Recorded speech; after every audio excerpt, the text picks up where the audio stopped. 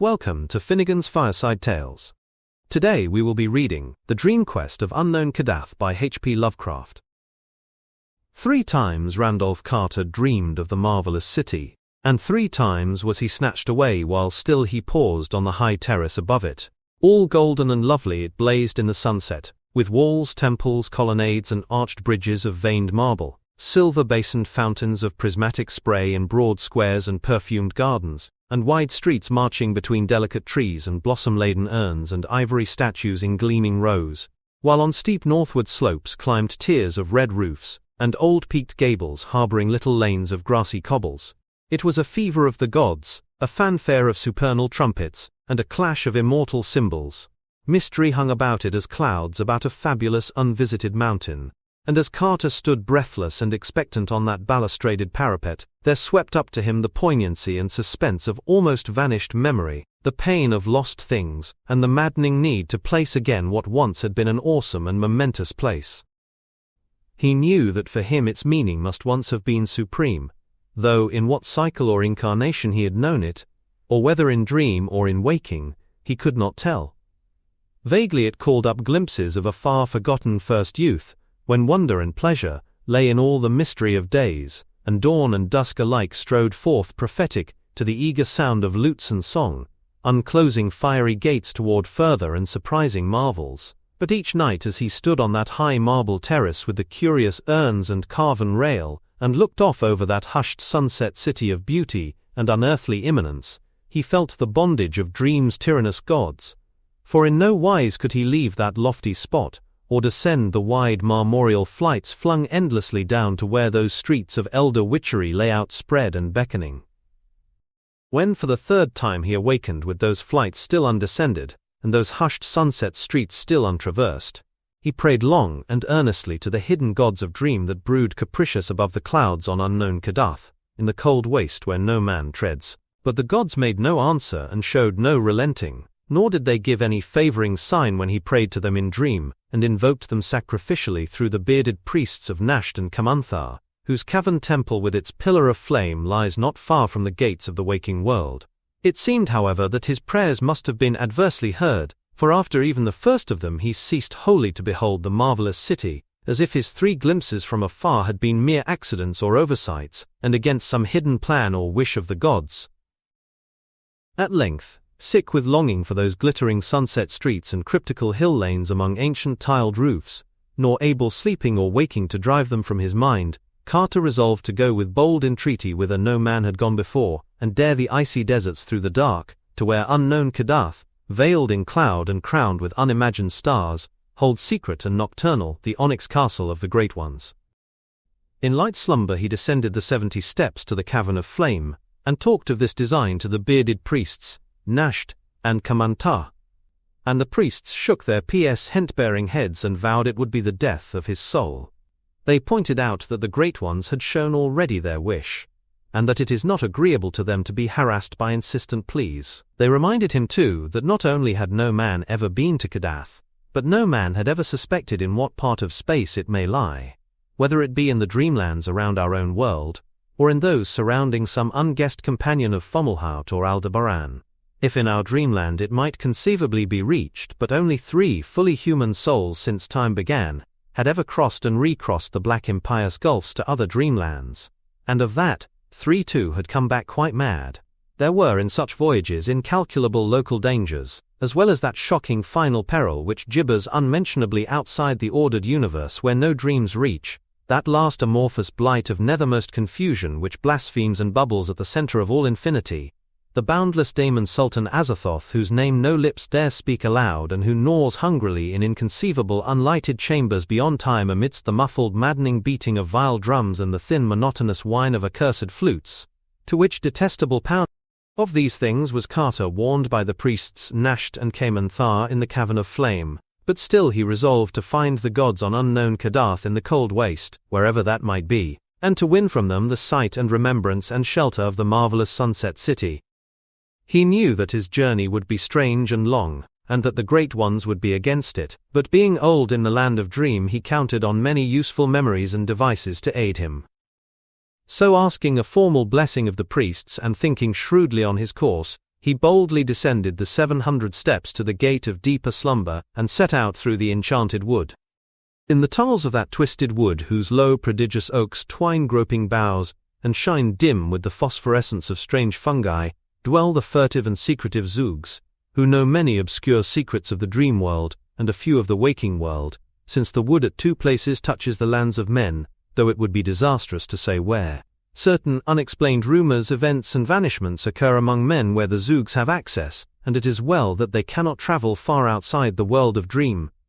But over the nearer parts of the dream world they pass freely, flitting small and brown and unseen, and bearing back piquant tales to beguile the hours around their hearths in the forest they love. Most of them live in burrows, but some inhabit the trunks of the great trees, and although they live mostly on fungi, it is muttered that they have also a slight taste for meat, either physical or spiritual, for certainly many dreamers have entered that wood who have not come out. Carter, however, had no fear, for he was an old dreamer and had learnt their fluttering language and made many a treaty with them, having found through their help the splendid city of Selapheis in Uth-Nargai beyond the Tenarian hills, where reigns half the year the great King Kuranes, a man he had known by another name in life. Kuranes was the one soul who had been to the Star Gulfs and returned free from madness. Threading now the low, phosphorescent aisles between those gigantic trunks, Carter made fluttering sounds in the manner of the Zoogs, and listened now and then for responses. He remembered one particular village of the creatures was in the center of the wood, where a circle of great mossy stones in what was once a clearing tells of older and more terrible dwellers long forgotten, and toward this spot he hastened. He traced his way by the grotesque fungi, which always seem better nourished, as one approaches the dread circle, where elder beings danced and sacrificed. Finally, the great light of those thicker fungi revealed a sinister green and grey vastness, pushing up through the roof of the forest, and out of sight. This was the nearest of the great ring of stones, and Carter knew he was close to the Zoog village. Renewing his fluttering sound, he waited patiently, and was at last rewarded by an impression of many eyes watching him. It was the Zoogs, for one sees their weird eyes long before one can discern their small, slippery brown outlines. Out they swarmed from hidden burrow and honeycombed tree, till the whole dim region was alive with them. Some of the wilder ones brushed Carter unpleasantly, and one even nipped loathsomely at his ear, but these lawless spirits were soon restrained by their elders. The council of sages, recognizing the visitor, offered a gourd of fermented sap from a haunted tree unlike the others, which had grown from a seed dropped down by someone on the moon, and as Carter drank it ceremoniously, a very strange colloquy began. The Zoogs did not, unfortunately, know where the peak of Kadath lies, nor could they even say whether the cold waste is in our dream world or in another.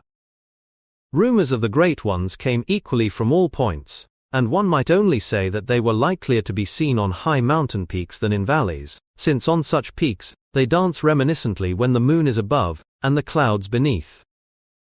Then one very ancient Zoog recalled a thing unheard of by the others, and said that in Ulthar, beyond the river Sky, there still lingered the last copy of those inconceivably old Pnakotic manuscripts made by waking men in forgotten boreal kingdoms, and born into the land of dreams when the hairy cannibal Gnofkes overcame many-templed Olitho, and slew all the heroes of the land of Lomar.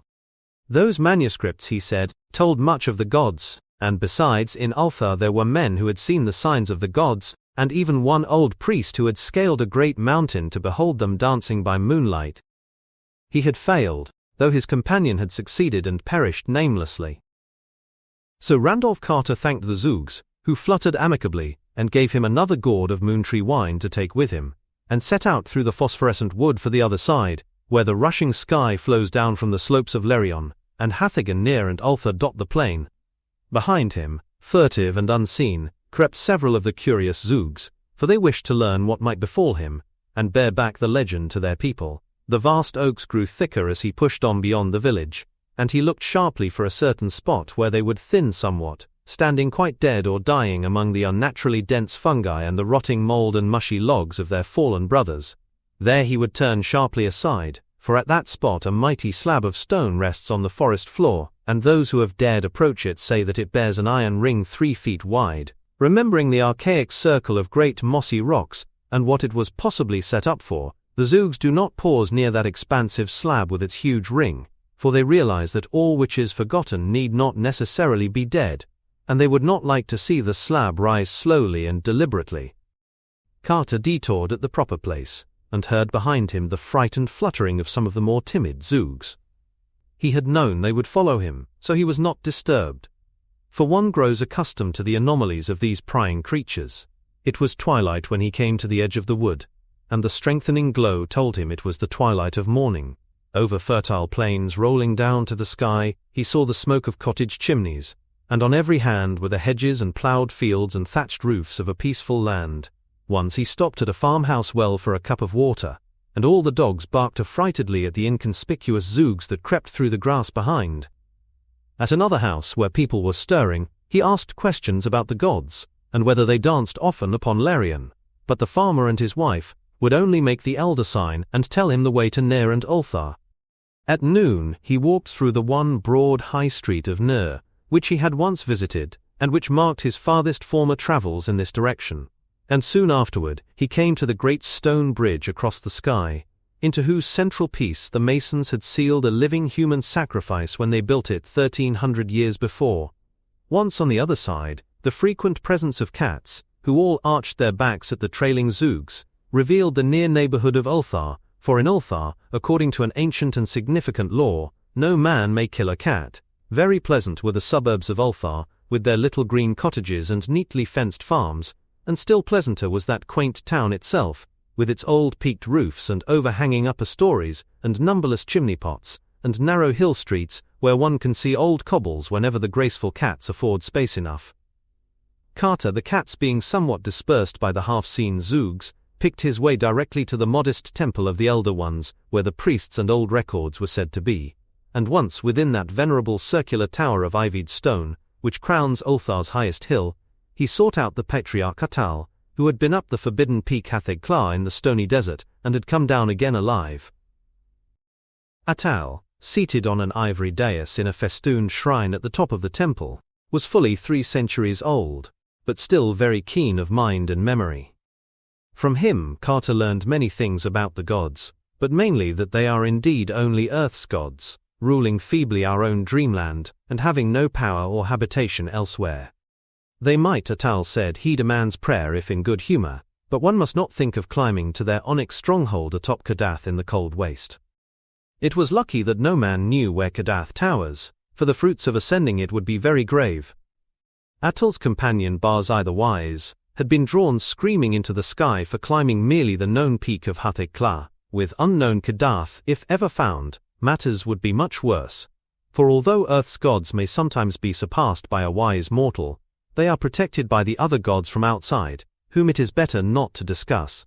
At least twice in the world's history, the other gods set their seal upon Earth's primal granite, once in antediluvian times, as guessed from a drawing in those parts of the Pnakotic manuscripts too ancient to be read, and once on Hatheg Kla, when Barzai the Wise tried to see Earth's gods dancing by moonlight.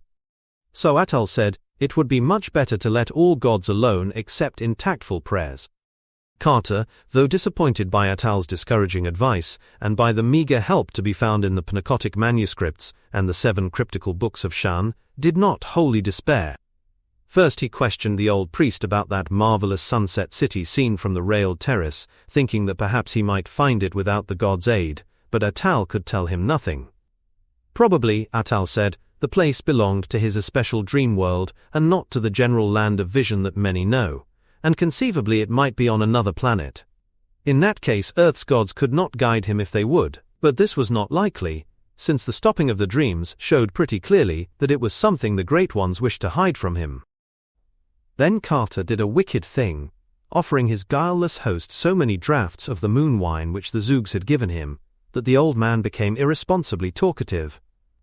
Robbed of his reserve, poor Atal babbled freely of forbidden things, telling of a great image reported by travelers as carved on the solid rock of the mountain Ngranek, on the Isle of Oriab in the southern sea, and hinting that it may be a likeness which Earth's gods once wrought of their own features in the days when they danced by moonlight on that mountain. And he hiccuped likewise that the features of that image are very strange, so that one might easily recognize them, and that they are sure signs of the authentic race of the gods. Now the use of all this in finding the gods became at once apparent to Carter. It is known that in disguise the younger among the great ones often espouse the daughters of men, so that around the borders of the cold waste wherein stands Kadath the peasants must all bear their blood. This being so, the way to find that waste must be to see the stone face on Ngranek and mark the features, then, having noted them with care, to search for such featured among living men. Where they are plainest and thickest, there must the gods dwell nearest, and whatever stony waste lies back of the villages in that place must be that wherein stands Kadath.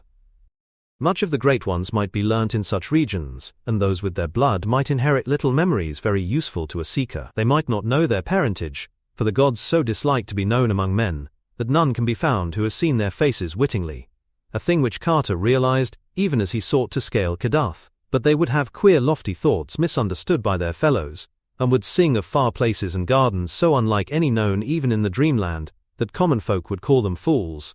And from all this one could perhaps learn old secrets of Kadath, or gain hints of the marvelous sunset city which the gods held secret. And more, one might in certain cases seize some well-loved child of a god as hostage, or even capture some young god himself, disguised and dwelling amongst men with a comely peasant maiden as his bride. Atul, however, did not know how to find Ngranek on its Isle of Oriab, and recommended that Carter follow the singing sky under its bridges down to the southern sea, where no burgess of Ulthar has ever been, but whence the merchants come in boats, or with long caravans of mules and two-wheeled carts.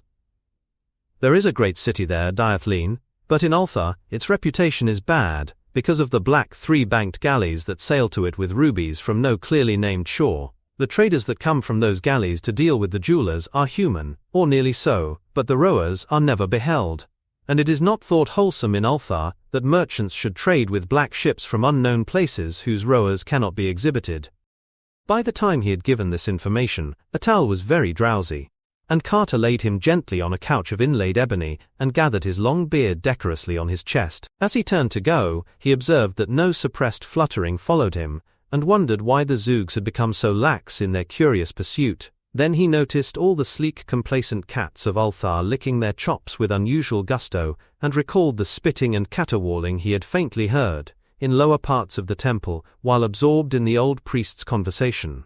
He recalled, too, the evilly hungry way in which an especially impudent young Zoog had regarded a small black kitten in the cobbled street outside.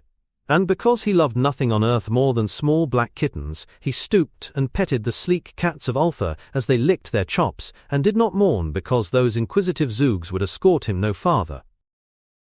It was sunset now, so Carter stopped at an ancient inn on a steep little street overlooking the lower town.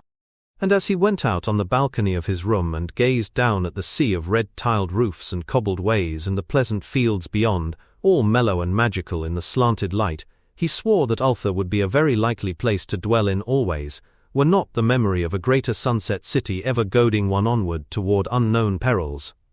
Then twilight fell, and the pink walls of the plastered gables turned violet and mystic, and little yellow lights floated up one by one from old lattice windows.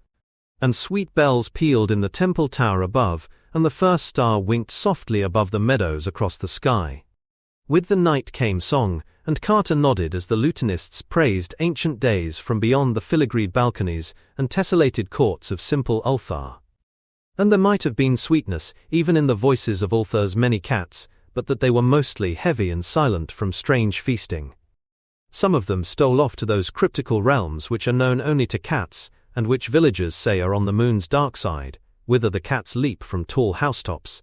But one small black kitten crept upstairs and sprang in Carter's lap to purr and play, and curled up near his feet when he lay down at last on the little couch, whose pillows were stuffed with fragrant, drowsy herbs.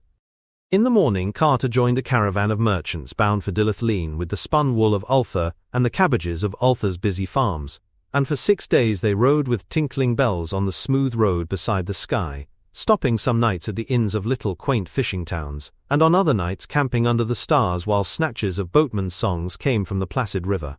The country was very beautiful, with green hedges and groves and picturesque peaked cottages and octagonal windmills. On the 7th day a blur of smoke rose on the horizon ahead, and then the tall black towers of Dilathleen, which is built mostly of basalt. Dilathleen with its thin angular towers looks in the distance like a bit of the Giant's Causeway, and its streets are dark and uninviting. There are many dismal sea taverns near the myriad wharves, and all the town is thronged with the strange seamen of every land on earth, and of a few which are said to be not on earth. Carter questioned the oddly robed men of that city about the peak of Ingranec on the Isle of Oriab, and found that they knew of it well. Ships came from Bahana on that island, one being due to return thither in only a month, and Ingranec is but 2 days' zebra ride from that port. But few had seen the stone face of the god, because it is on a very difficult side of Ingranec, which overlooks only sheer crags and a valley of sinister lava. Once the gods were angered with men on that side, and spoke of the matter to the other gods. It was hard to get this information from the traders and sailors in Dilithlean's sea taverns, because they mostly preferred to whisper of the black galleys. One of them was due in a week with rubies from its unknown shore, and the townsfolk dreaded to see it dock. The mouths of the men who came from it to trade were too wide, and the way their turbans were humped up in 2 points above their foreheads was in especially bad taste. And their shoes were the shortest and queerest ever seen in the 6 kingdoms. But worst of all was the matter of the unseen rowers. Those 3 banks of oars moved too briskly and accurately and vigorously to be comfortable, and it was not right for a ship to stay in port for weeks while the merchants traded, yet to give no glimpse of its crew. It was not fair to the tavern keepers of Dilithlean, or to the grocers and butchers either, for not a scrap of provisions was ever sent aboard. The merchants took only gold and stout black slaves from Pag across the river. That was all they ever took, those unpleasantly featured merchants and their unseen rowers, never anything from the butchers and grocers, but only gold and the fat black men of Pag whom they bought by the pound. And the odours from those galleys which the south wind blew in from the wharves are not to be described. Only by constantly smoking strong fagweed could even the hardiest denizen of the old sea taverns bear them. Dilithlean would never have tolerated the black galleys had such rubies been obtainable elsewhere, but no mine in all Earth's dreamland was known to produce their like. Of these things Dilithlean's cosmopolitan folk chiefly gossiped, whilst Carter waited patiently for the ship from Bahana, which might bear him to the isle whereon carven Ingranec towers lofty and barren.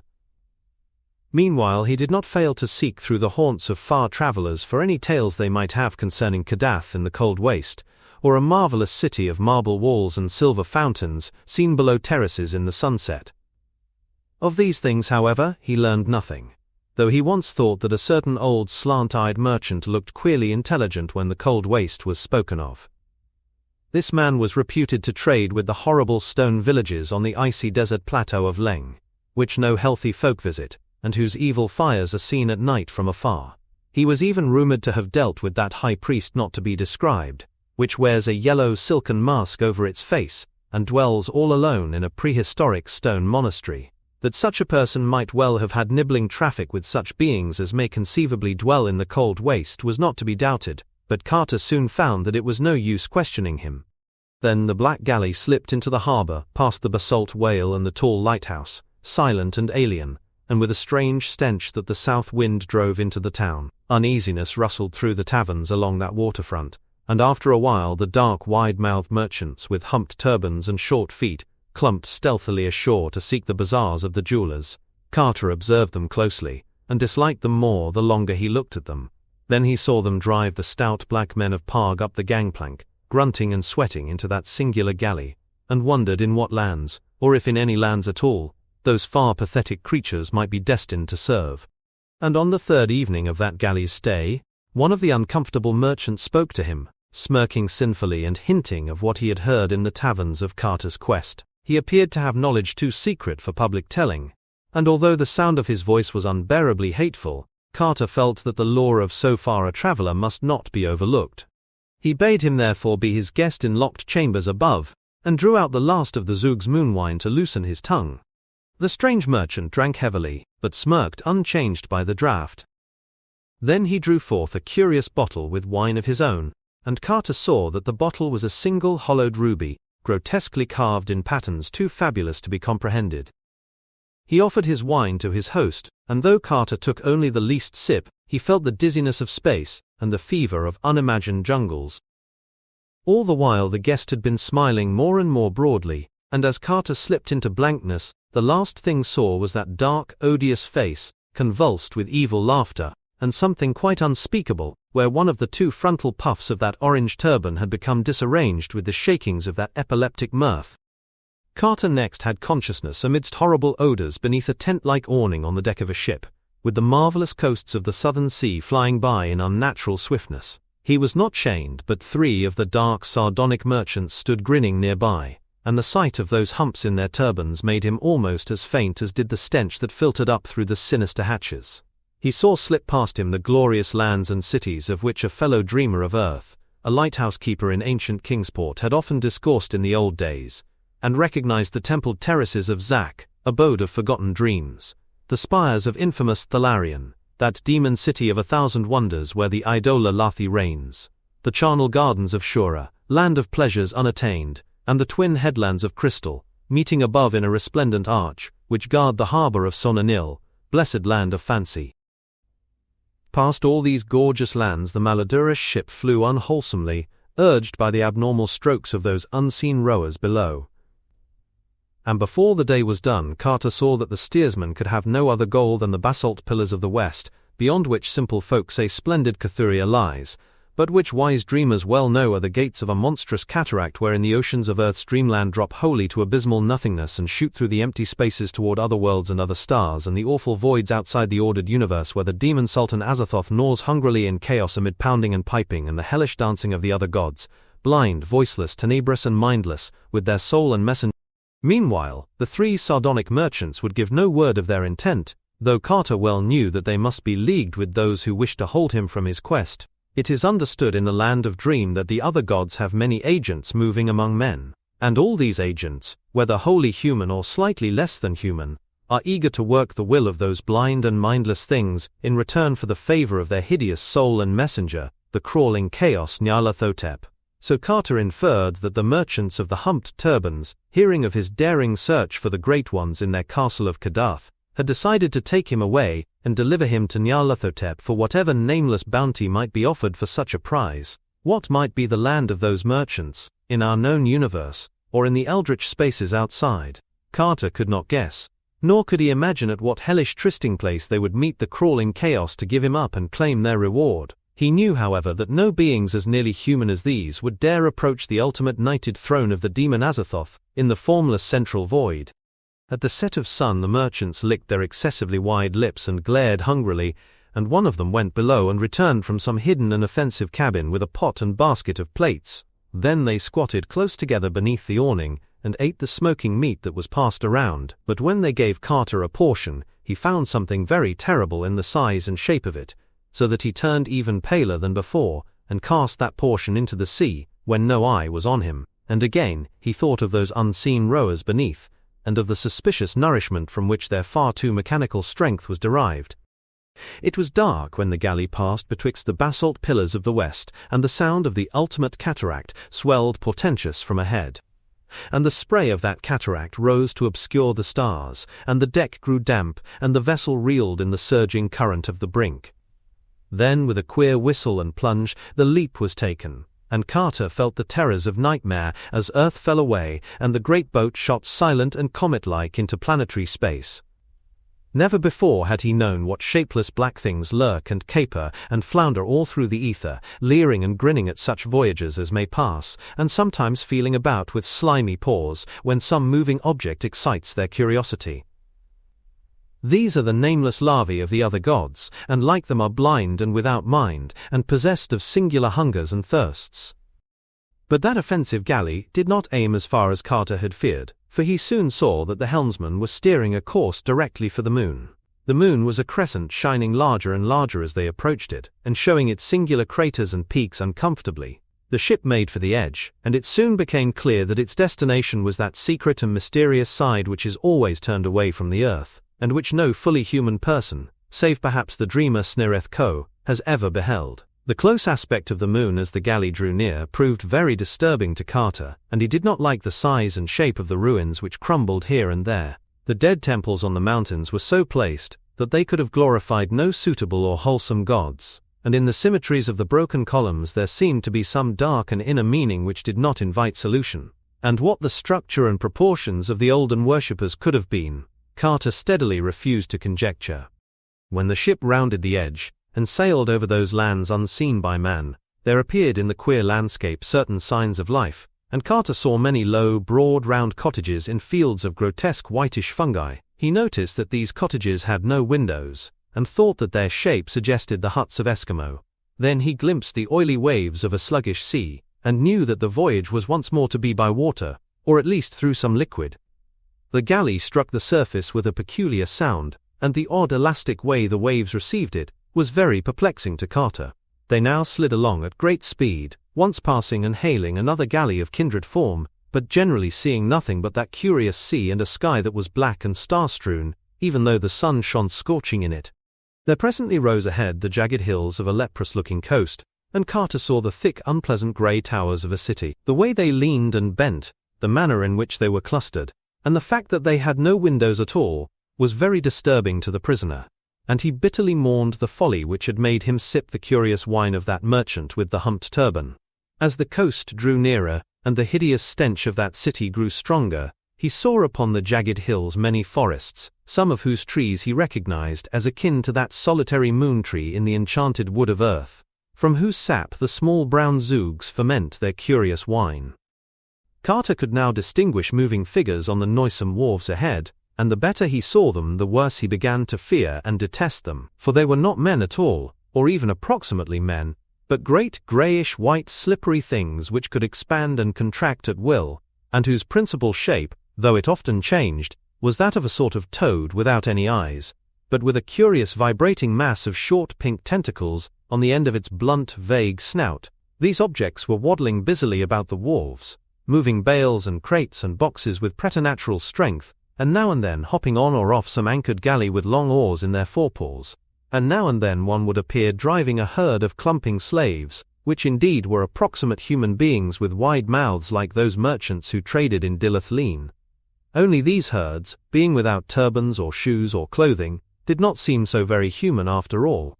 Some of the slaves, the fatter ones, whom a sort of overseer would pinch experimentally, were unloaded from ships and nailed in crates which workers pushed into the low warehouses or loaded on great lumbering vans. Once a van was hitched and driven off, and the fabulous thing which drew it was such that Carter gasped, even after having seen the other monstrosities of that hateful place. Now and then a small herd of slaves dressed and turbaned like the dark merchants would be driven aboard a galley, followed by a great crew of the slippery toad things as officers, navigators and rowers. And Carter saw that the almost human creatures were reserved for the more ignominious kinds of servitude which required no strength, such as steering and cooking, fetching and carrying, and bargaining with men on the earth, or other planets where they traded. These creatures must have been convenient on earth, for they were truly not unlike men when dressed and carefully shod and turbaned, and could haggle in the shops of men without embarrassment or curious explanations. But most of them, unless lean or ill-favored, were unclothed and packed in crates and drawn off in lumbering lorries by fabulous things. Occasionally other beings were unloaded and crated, some very like these semi-humans, some not so similar, and some not similar at all, and he wondered if any of the poor stout black men of Pog were left to be unloaded and crated and shipped inland in those obnoxious drays. When the galley landed at a greasy-looking quay of spongy rock, a nightmare horde of toad things wriggled out of the hatches, and two of them seized Carter and dragged him ashore. The smell and aspect of that city are beyond telling, and Carter held only scattered images of the tiled streets and black doorways and endless precipices of grey vertical walls without windows. At length he was dragged within a low doorway and made to climb infinite steps in pitch blackness. It was, apparently, all one to the toad things whether it were light or dark. The odour of the place was intolerable, and when Carter was locked into a chamber and left alone, he scarcely had strength to crawl around and ascertain its form and dimensions. It was circular and about 20 feet across. From then on time ceased to exist. At intervals food was pushed in, but Carter would not touch it. What his fate would be, he did not know, but he felt that he was held for the coming of that frightful soul and messenger of infinity's other gods, the crawling chaos Nyarlathotep. Finally, after an unguessed span of hours or days, the great stone door swung wide again, and Carter was shoved down the stairs and out into the red streets of that fearsome city. It was night on the moon, and all through the town were stationed slaves bearing torches. In a detestable square, a sort of procession was formed. 10 of the toad things, and 24 almost human torchbearers, 11 on either side, and 1 each before and behind. Carter was placed in the middle of the line. 5 toad things ahead, and 5 behind, and 1 almost human torchbearer on either side of him. Certain of the toad things produced disgustingly carven flutes of ivory and made loathsome sounds. To that hellish piping, the column advanced out of the tiled streets and into nighted plains of obscene fungi, soon commencing to climb one of the lower and more gradual hills that lay behind the city. That on some frightful slope or blasphemous plateau the crawling chaos waited, Carter could not doubt, and he wished that the suspense might soon be over. The whining of those impious flutes was shocking, and he would have given worlds for some even half-normal sound, but these toad things had no voices, and the slaves did not talk. Then, through that star-specked darkness, there did come a normal sound. It rolled from the higher hills, and from all the jagged peaks around it was caught up and echoed in a swelling pandemonic chorus. It was the midnight yell of the cat, and Carter knew at last that the old village folk were right when they made low guesses about the cryptical realms which are known only to cats, and to which the elders among cats repair by stealth nocturnally, springing from high housetops. Verily it is to the moon's dark side that they go to leap and gambol on the hills and converse with ancient shadows, and here amidst that column of fetid things, Carter heard their homely friendly cry, and thought of the steep roofs and warm hearths and little lighted windows of home. Now much of the speech of cats was known to Randolph Carter, and in this far terrible place he uttered the cry that was suitable, but that he need not have done, for even as his lips opened he heard the chorus wax and draw nearer, and saw swift shadows against the stars as small graceful shapes leaped from hill to hill in gathering legions. The call of the clan had been given, and before the foul procession had time even to be frightened, a cloud of smothering fur and a phalanx of murderous claws were tidily and tempestuously upon it. The flutes stopped, and there were shrieks in the night. Dying almost humans screamed, and cats spit and yowled and roared, but the toad things made never a sound, as their stinking green ichor oozed fatally upon that porous earth with the obscene fungi. It was a stupendous sight while the torches lasted, and Carter had never before seen so many cats. Black, grey and white, yellow, tiger and mixed, common, Persian and Manx, Thibetan, Angora and Egyptian, all were there in the fury of battle, and there hovered over them some trace of that profound and inviolate sanctity which made their goddess great in the temples of Bubastis. They would leap 7 strong at the throat of an almost human, or the pink-tentacled snout of a toad thing, and drag it down savagely to the fungus plain, where myriads of their fellows would surge over it and into it with the frenzied claws and teeth of a divine battle fury. Carter had seized a torch from a stricken slave, but was soon overborne by the surging waves of his loyal defenders. Then he lay in the utter blackness, hearing the clangor of war and the shouts of the victors, and feeling the soft paws of his friends as they rushed to and fro over him in the fray. At last awe and exhaustion closed his eyes, and when he opened them again, it was upon a strange scene. The great shining disk of the earth, 13 times greater than that of the moon as we see it, had risen with floods of weird light over the lunar landscape, and across all those leagues of wild plateau and ragged crest, there squatted one endless sea of cats in orderly array. Circle on circle they reached, and 2 or 3 leaders out of the ranks were licking his face and purring to him consolingly. Of the dead slaves and toad things there were not many signs, but Carter thought he saw one bone a little way off in the open space between him and the warriors. Carter now spoke with the leaders in the soft language of cats, and learned that his ancient friendship with the species was well known, and often spoken of in the places where cats congregate. He had not been unmarked in Ultha when he passed through, and the sleek old cats had remembered how he petted them after they had attended to the hungry Zoogs, who looked evilly at a small black kitten, and they recalled, too, how he had welcomed the very little kitten who came to see him at the inn, and how he had given it a saucer of rich cream in the morning before he left. The grandfather of that very little kitten was the leader of the army now assembled, for he had seen the evil procession from a far hill, and recognized the prisoner as a sworn friend of his kind on earth and in the land of Dream. A yowl now came from a farther peak, and the old leader paused abruptly in his conversation. It was one of the army's outposts, stationed on the highest of the mountains, to watch the one foe which Earth's cats fear, the very large and peculiar cats from Saturn, who for some reason have not been oblivious of the charm of our moon's dark side. They are leagued by treaty with the evil toad things, and are notoriously hostile to our earthly cats, so that at this juncture a meeting would have been a somewhat grave matter. After a brief consultation of generals, the cats rose and assumed a closer formation, crowding, protecting around Carter, and preparing to take the great leap through space back to the housetops of our Earth and its dreamland. The old field marshal advised Carter to let himself be borne along smoothly and passively in the massed ranks of furry leapers, and told him how to spring when the rest sprang and land gracefully when the rest landed.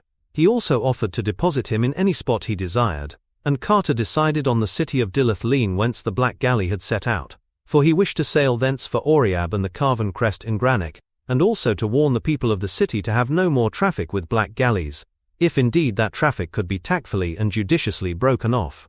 Then, upon a signal, the cats all leaped gracefully with their friend, packed securely in their midst, while in a black cave on an unhallowed summit of the Moon Mountains, still vainly waited the crawling chaos Nyarlathotep. The leap of the cats through space was very swift, and being surrounded by his companions, Carter did not see this time the great black shapelessness that lurk and caper and flounder in the abyss. Before he fully realized what had happened, he was back in his familiar room at the inn at Dilith, and the stealthy, friendly cats were pouring out of the window in streams. The old leader from Ultha was the last to leave, and as Carter shook his paw, he said he would be able to get home by cockcrow.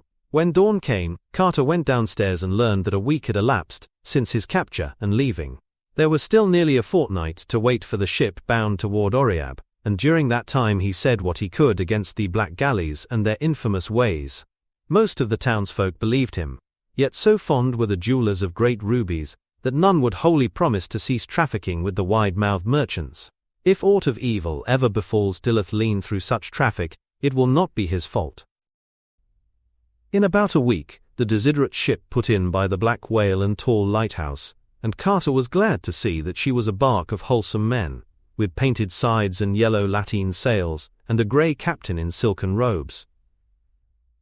Her cargo was the fragrant resin of Oriab's inner groves, and the delicate pottery baked by the artists of Bahana, and the strange little figures carved from Ingranek's ancient lava.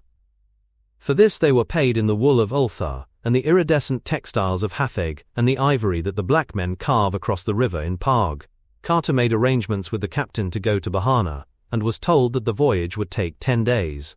And during his week of waiting, he talked much with that captain of Ingranek, and was told that very few had seen the carven face thereon, but that most travelers are content to learn its legends from old people and lava-gatherers and image-makers in Bahana, and afterwards say in their far homes that they have indeed beheld it.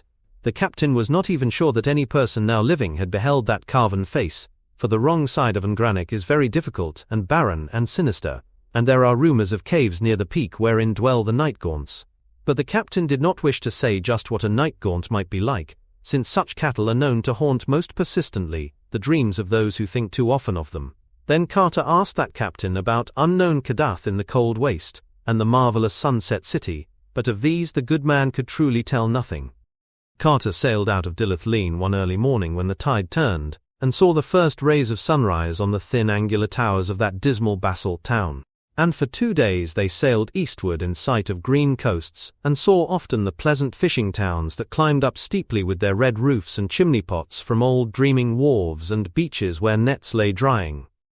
But on the 3rd day they turned sharply south where the roll of the water was stronger, and soon passed from sight of any land. On the 5th day the sailors were nervous, but the captain apologized for their fears, saying that the ship was about to pass over the weedy walls and broken columns of a sunken city too old for memory, and that when the water was clear one could see so many moving shadows in that deep place, that simple folk disliked it. He admitted moreover that many ships had been lost in that part of the sea, having been hailed when quite close to it, but never seen again. That night the moon was very bright, and one could see a great way down in the water. There was so little wind that the ship could not move much, and the ocean was very calm. Looking over the rail, Carter saw many fathoms deep the dome of a great temple, and in front of it, an avenue of unnatural sphinxes, leading to what was once a public square. Dolphins sported merrily in and out of the ruins, and porpoises revelled clumsily here and there, sometimes coming to the surface and leaping clear out of the sea. As the ship drifted on a little, the floor of the ocean rose in hills, and one could clearly mark the lines of ancient climbing streets, and the washed-down walls of myriad little houses. Then the suburbs appeared, and finally a great lone building on a hill, of simpler architecture than the other structures, and in much better repair. It was dark and low, and covered 4 sides of a square, with a tower at each corner, a paved court in the center, and small, curious round windows all over it. Probably it was of basalt, though weeds draped the greater part, and such was its lonely and impressive place on that far hill, that it may have been a temple or a monastery. Some phosphorescent fish inside it gave the small round windows an aspect of shining, and Carter did not blame the sailors much for their fears. Then by the watery moonlight he noticed an odd high monolith in the middle of that central court, and saw that something was tied to it. And when after getting a telescope from the captain's cabin, he saw that that bound thing was a sailor in the silk robes of Oriab, head downward and without any eyes, he was glad that a rising breeze soon took the ship ahead to more healthy parts of the sea.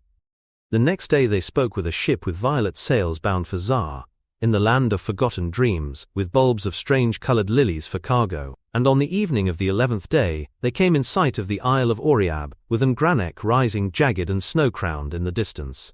Oriab is a very great isle, and its port of Bahana a mighty city. The wharves of Bahana are of porphyry, and the city rises in great stone terraces behind them, having streets of steps that are frequently arched over by buildings and the bridges between buildings. There is a great canal which goes under the whole city in a tunnel with granite gates, and leads to the inland lake of Yatha, on whose farther shore are the vast clay brick ruins of a primal city whose name is not remembered. As the ship drew into the harbour at evening, the twin beacons Thon and Thal gleamed a welcome, and in all the million windows of Bahana's terraces, mellow lights peeped out quietly and gradually as the stars peep out overhead in the dusk, till that steep and climbing seaport became a glittering constellation, hung between the stars of heaven and the reflections of those stars in the still harbour. The captain, after landing, made Carter a guest in his own small house on the shores of Yath, where the rear of the town slopes down to it. And his wife and servants brought strange, toothsome foods for the traveller's delight. And in the days after that Carter asked for rumors and legends of Ingranek in all the taverns and public places where lava-gatherers and image-makers meet, but could find no one who had been up the higher slopes or seen the carven face. Ingranek was a hard mountain with only an accursed valley behind it, and besides, one could never depend on the certainty that night gaunts are altogether fabulous. When the captain sailed back to Dilith Leen, Carter took quarters in an ancient tavern, opening on an alley of steps in the original part of the town, which is built of brick, and resembles the ruins on Yath's farther shore. Here he laid his plans for the ascent of Ingranek, and correlated all that he had learned from the lava-gatherers about the roads thither. The keeper of the tavern was a very old man, and had heard so many legends that he was a great help. He even took Carter to an upper room in that ancient house, and showed him a crude picture, which a traveller had scratched on the clay wall in the old days, when men were bolder and less reluctant to visit Ingranek's higher slopes. The old tavern-keeper's great-grandfather had heard from his great-grandfather that the traveller who scratched that picture had climbed Ingranek and seen the carven face, here drawing it for others to behold. But Carter had very great doubts, since the large rough features on the wall were hasty and careless, and wholly overshadowed by a crowd of little companion shapes in the worst possible taste, with horns and wings and claws and curling tails. At last, having gained all the information he was likely to gain in the taverns and public places of Bahana, Carter hired a zebra and set out one morning on the road by Yath's shore for those inland parts wherein towers stony Ingranek. On his right were rolling hills and pleasant orchards and neat little stone farmhouses, and he was much reminded of those fertile fields that flank the sky. By evening he was near the nameless ancient ruins on Yath's farther shore, and though old lava-gatherers had warned him not to camp there at night, he tethered his zebra to a curious pillar before a crumbling wall, and laid his blanket in a sheltered corner beneath some carvings whose meaning none could decipher. Around him he wrapped another blanket, for the nights are cold in Oriab, and when upon awaking once he thought he felt the wings of some insect brushing his face, he covered his head altogether and slept in peace, till roused by the maga birds in distant resin groves. The sun had just come up over the great slope, whereon leagues of primal brick foundations and worn walls and occasional cracked pillars and pedestals stretched down desolate to the shore of Yath, and Carter looked about for his tethered zebra. Great was his dismay to see that docile beast stretched prostrate beside the curious pillar to which it had been tied, and still greater was he vexed on finding that the steed was quite dead, with its blood all sucked away through a singular wound in its throat. His pack had been disturbed and several shiny knickknacks taken away, and all round on the dusty soil were great webbed footprints, for which he could not in any way account.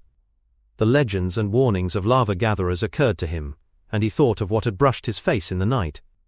Then he shouldered his pack, and strode on toward Ingranek, though not without a shiver, when he saw close to him as the highway passed through the ruins, a great gaping arch, low in the wall of an old temple, with steps leading down into darkness farther than he could peer. His course now lay uphill through wilder and partly wooded country, and he saw only the huts of charcoal burners, and the camp of those who gathered resin from the groves. The whole air was fragrant with balsam, and all the maga birds sang blithely as they flashed their 7 colors in the sun. Near sunset he came on a new camp of lava-gatherers, returning with laden sacks from Engrenek's lower slopes, and here he also camped, listening to the songs and tales of the men, and overhearing what they whispered about a companion they had lost. He had climbed high to reach a mass of fine lava above him, and at nightfall did not return to his fellows. When they looked for him the next day they found only his turban, nor was there any sign on the crags below that he had fallen. They did not search any more, because the old men among them said it would be of no use. No one ever found what the night gaunts took, though those beasts themselves were so uncertain as to be almost fabulous. Carter asked them if night gaunts sucked blood and liked shiny things, and left webbed footprints, but they all shook their heads negatively and seemed frightened at his making such an inquiry. When he saw how taciturn they had become, he asked them no more, but went to sleep in his blanket. The next day he rose with the lava-gatherers, and exchanged farewells as they rode west, and he rode east on a zebra he had bought of them. Their older men gave him blessings and warnings, and told him he had better not climb too high on Ingranek, but while he thanked them heartily, he was in no wise dissuaded, for still did he feel that he must find the gods on unknown Kadath, and win from them a way to that haunting and marvelous city in the sunset. By noon, after a long uphill ride, he came upon some abandoned brick villages of the hill people, who had once dwelt thus close to Ingranek, and carved images from its smooth lava. Here they had dwelt till the days of the old tavern-keeper's grandfather, but about that time they felt that their presence was disliked. Their homes had crept even up the mountain slope, and the higher they built the more people they would miss when the sun rose. At last they decided it would be better to leave altogether, since things were sometimes glimpsed in the darkness which no one could interpret favorably. So in the end, all of them went down to the sea and dwelt in Bahana, inhabiting a very old quarter, and teaching their sons the old art of image-making which to this day they carry on. It was from these children of the exiled hill people that Carter had heard the best tales about Ingranek when searching through Bahana's ancient taverns. All this time the great gaunt side of Ingranek was looming up higher and higher as Carter approached it. There were sparse trees on the lower slopes and feeble shrubs above them, and then the bare hideous rock rose spectral into the sky, to mix with frost and ice and eternal snow. Carter could see the rifts and ruggedness of that somber stone, and did not welcome the prospect of climbing it. In places there were solid streams of lava, and scoriac heaps that littered slopes and ledges. 90 eons ago, before even the gods had danced upon its pointed peak, that mountain had spoken with fire, and roared with the voices of the inner thunders. Now it towered all silent and sinister, bearing on the hidden side that secret Titan image whereof rumor told. And there were caves in that mountain, which might be empty and alone with elder darkness, or might, if legend spoke truly, hold horrors of a form not to be surmised. The ground sloped upward to the foot of Ingranek, thinly covered with scrub oaks and ash trees, and strewn with bits of rock, lava and ancient cinder. There were the charred embers of many camps, where the lava-gatherers were wont to stop, and several rude altars which they had built, either to propitiate the Great Ones, or to ward off what they dreamed of in Ingranek's high passes and labyrinthine caves. At evening Carter reached the farthermost pile of embers and camped for the night, tethering his zebra to a sapling, and wrapping himself well in his blankets before going to sleep. And all through the night a voonith howled distantly from the shore of some hidden pool, but Carter felt no fear of that amphibious terror, since he had been told with certainty that not one of them dares even approach the slope of Ingranek. In the clear sunshine of morning Carter began the long ascent, taking his zebra as far as that useful beast could go, but tying it to a stunted ash tree, when the floor of the thin wood became too steep. Thereafter he scrambled up alone, first through the forest with its ruins of old villages in overgrown clearings, and then over the tough grass where anemic shrubs grew here and there. He regretted coming clear of the trees, since the slope was very precipitous, and the whole thing rather dizzying. At length he began to discern all the countryside spread out beneath him whenever he looked about, the deserted huts of the image-makers, the groves of resin trees, and the camps of those who gathered from them, the woods where prismatic maggots nest and sing, and even a hint very far away of the shores of Yath, and of those forbidding ancient ruins whose name is forgotten. He found it best not to look around, and kept on climbing and climbing, till the shrubs became very sparse, and there was often nothing but the tough grass to cling to. Then the soil became meager, with great patches of bare rock cropping out, and now and then the nest of a condor in a crevice. Finally there was nothing at all but the bare rock, and had it not been very rough and weathered, he could scarcely have ascended farther. Knobs, ledges and pinnacles, however, helped greatly, and it was cheering to see occasionally the sign of some lava-gatherer scratched clumsily in the friable stone, and know that wholesome human creatures had been there before him.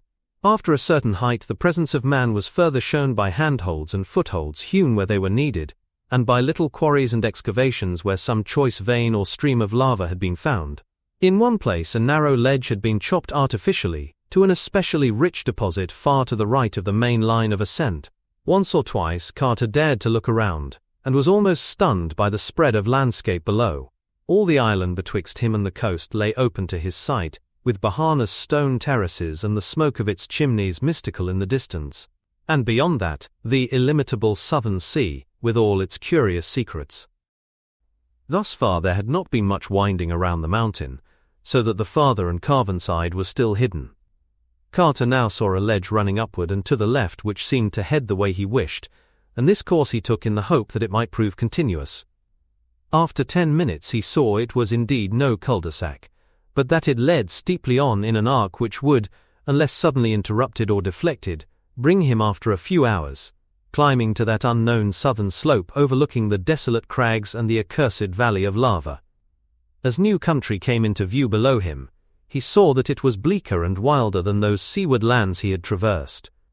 The mountain side, too, was somewhat different, being here pierced by curious cracks and caves not found on the straighter route he had left. Some of these were above him, and some beneath him, all opening on sheerly perpendicular cliffs, and wholly unreachable by the feet of man.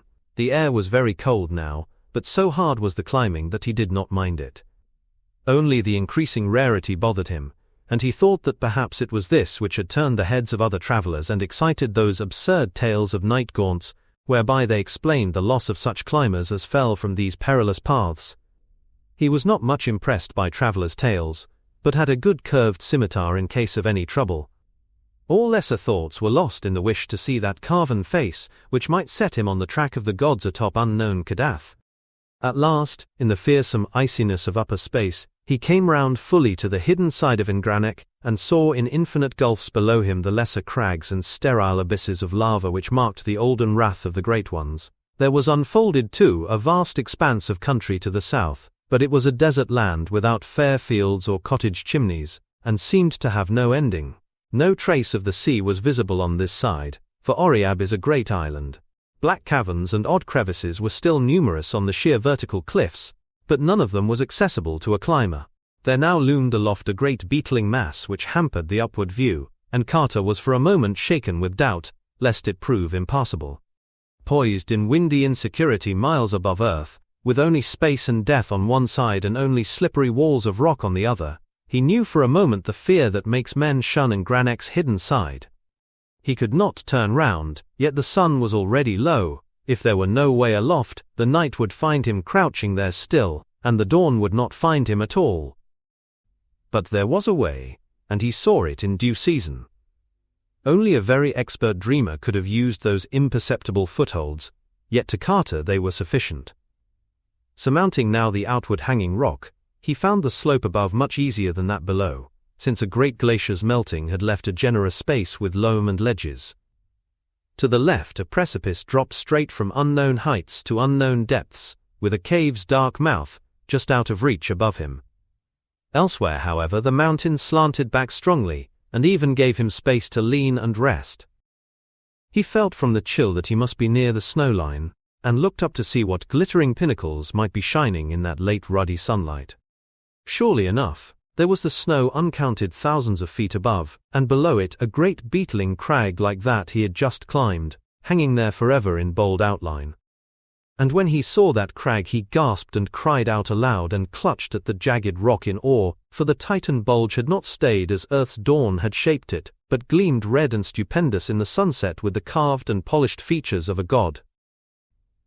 Stern and terrible shone that face that the sunset lit with fire. How vast it was no mind can ever measure, but Carter knew at once that man could never have fashioned it. It was a god chiseled by the hands of the gods, and it looked down haughty and majestic upon the seeker. Rumor had said it was strange, and not to be mistaken, and Carter saw that it was indeed so, for those long narrow eyes and long-lobed ears, and that thin nose and pointed chin, all spoke of a race that is not of men, but of gods. He clung overawed in that lofty and perilous eyrie, even though it was this which he had expected and come to find. For there is in a god's face more of marvel than prediction can tell, and when that face is vaster than a great temple, and seen looking downward at sunset in the skeptic silences of that upper world from whose dark lava it was divinely hewn of old, the marvel is so strong that none may escape it. Here too was the added marvel of recognition, for although he had planned to search all dreamland over for those whose likeness to this face might mark them as the god's children, he now knew that he need not do so. Certainly the great face carven on that mountain was of no strange sort, but the kin of such as he had seen often in the taverns of the seaport Celephes, which lies in Uth-Nargai beyond the Tanarian hills, and is ruled over by that King Karanes, whom Carter once knew in waking life. Every year sailors with such a face came in dark ships from the north, to trade their onyx for the carved jade and spun gold and little red singing birds of Celephes, and it was clear that these could be no others than the half-gods he sought. Where they dwelt there must the cold waste lie close, and within it, unknown Kadath and its onyx castle for the great ones. So to Celephes he must go, far distant from the Isle of Oriab, and in such parts as would take him back to Dilith-Leen, and up the sky to the bridge by Near, and again into the enchanted wood of the Zougs, whence the way would bend northward through the garden-lands by Ukranus, to the gilded spires of Thran, where he might find a galleon bound over the Serenarian Sea. But dusk was now thick, and the great carven face looked down even sterner in shadow. Perched on that ledge night found the seeker, and in the blackness he might neither go down nor go up, but only stand and cling and shiver in that narrow place till the day came, praying to keep awake lest sleep loose his hold, and send him down the dizzy miles of air to the crags and sharp rocks of the accursed valley.